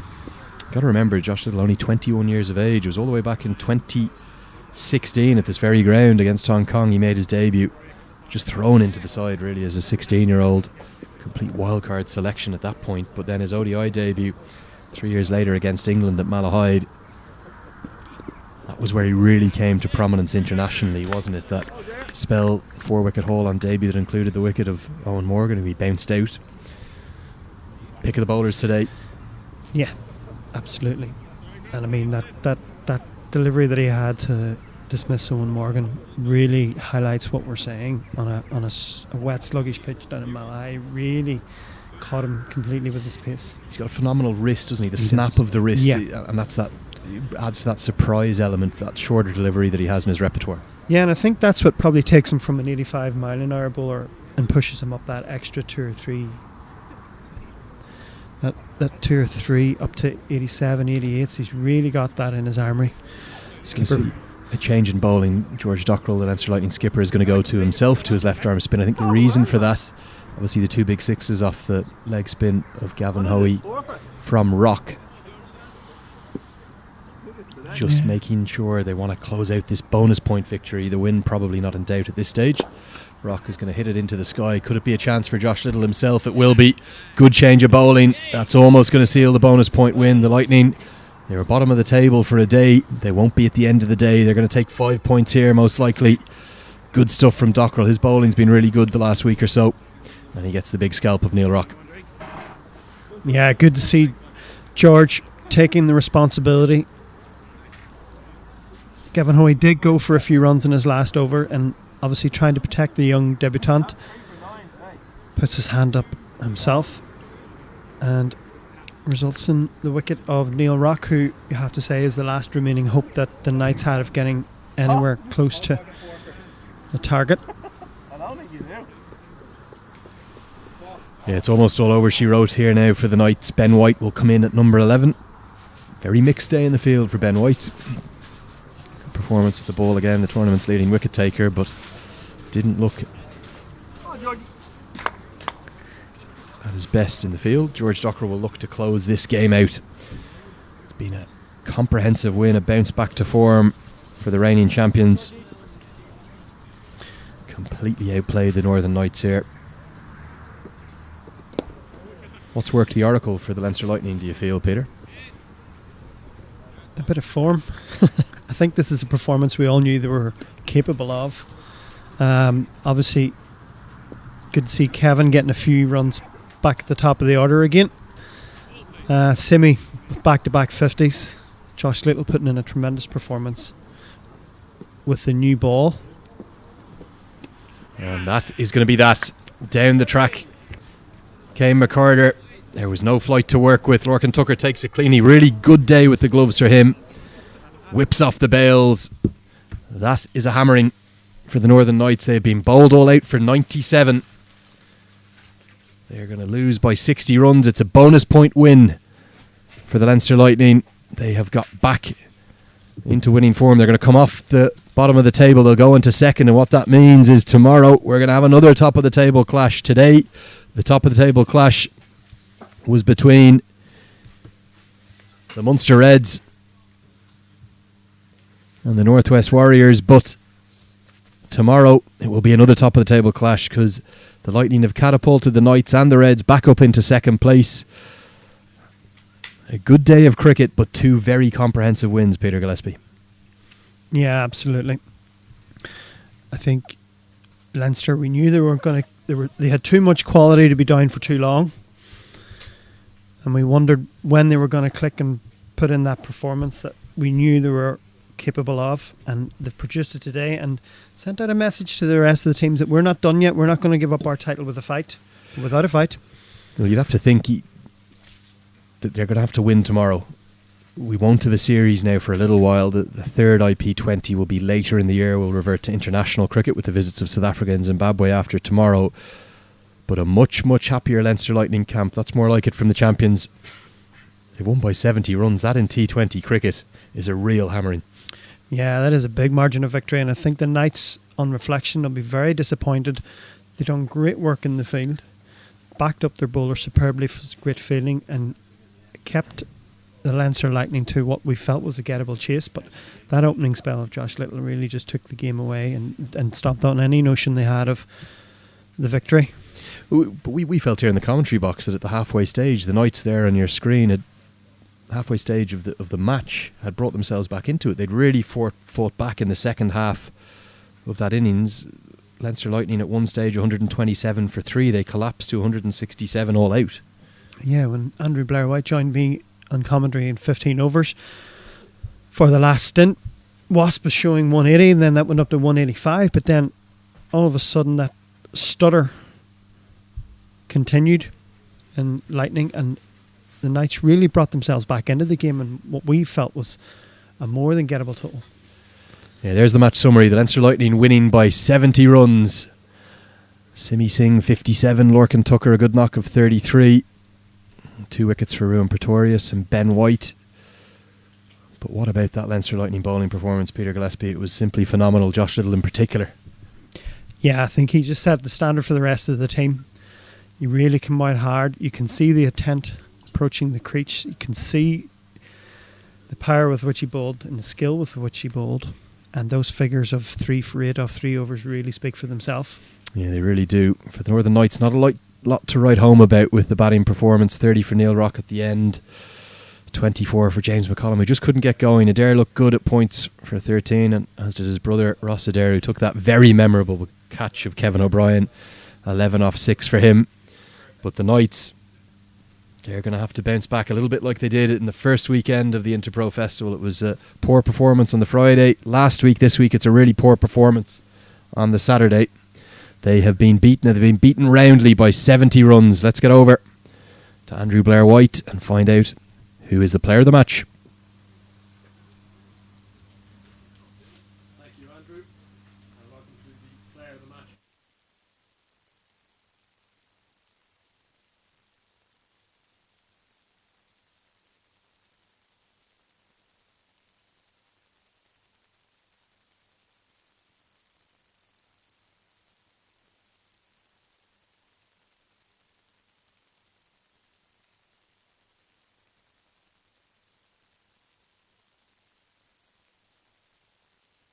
With that win. Yeah, absolutely. After a couple of disappointing days of cricket, back down in Pembroke and then starting off yesterday, delighted to get a win.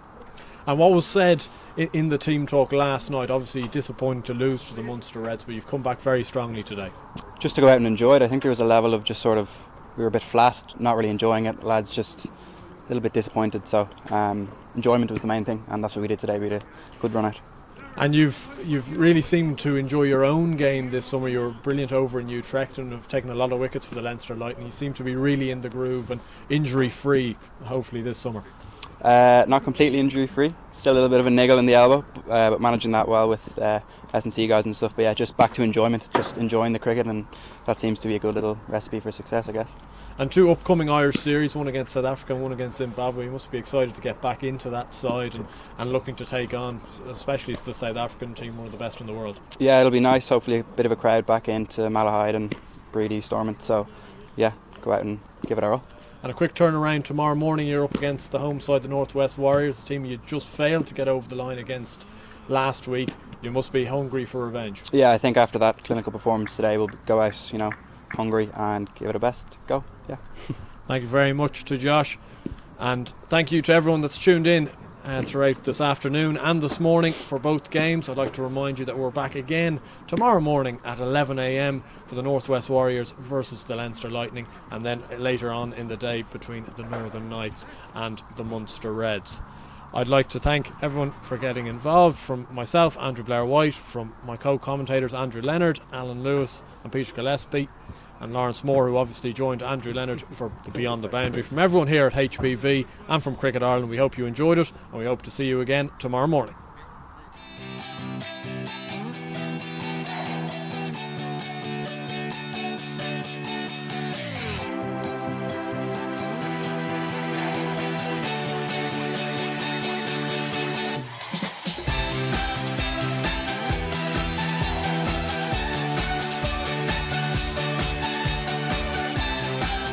Time to embrace the giant spirit of Derry Londonderry. Visit discovernorthernireland.com.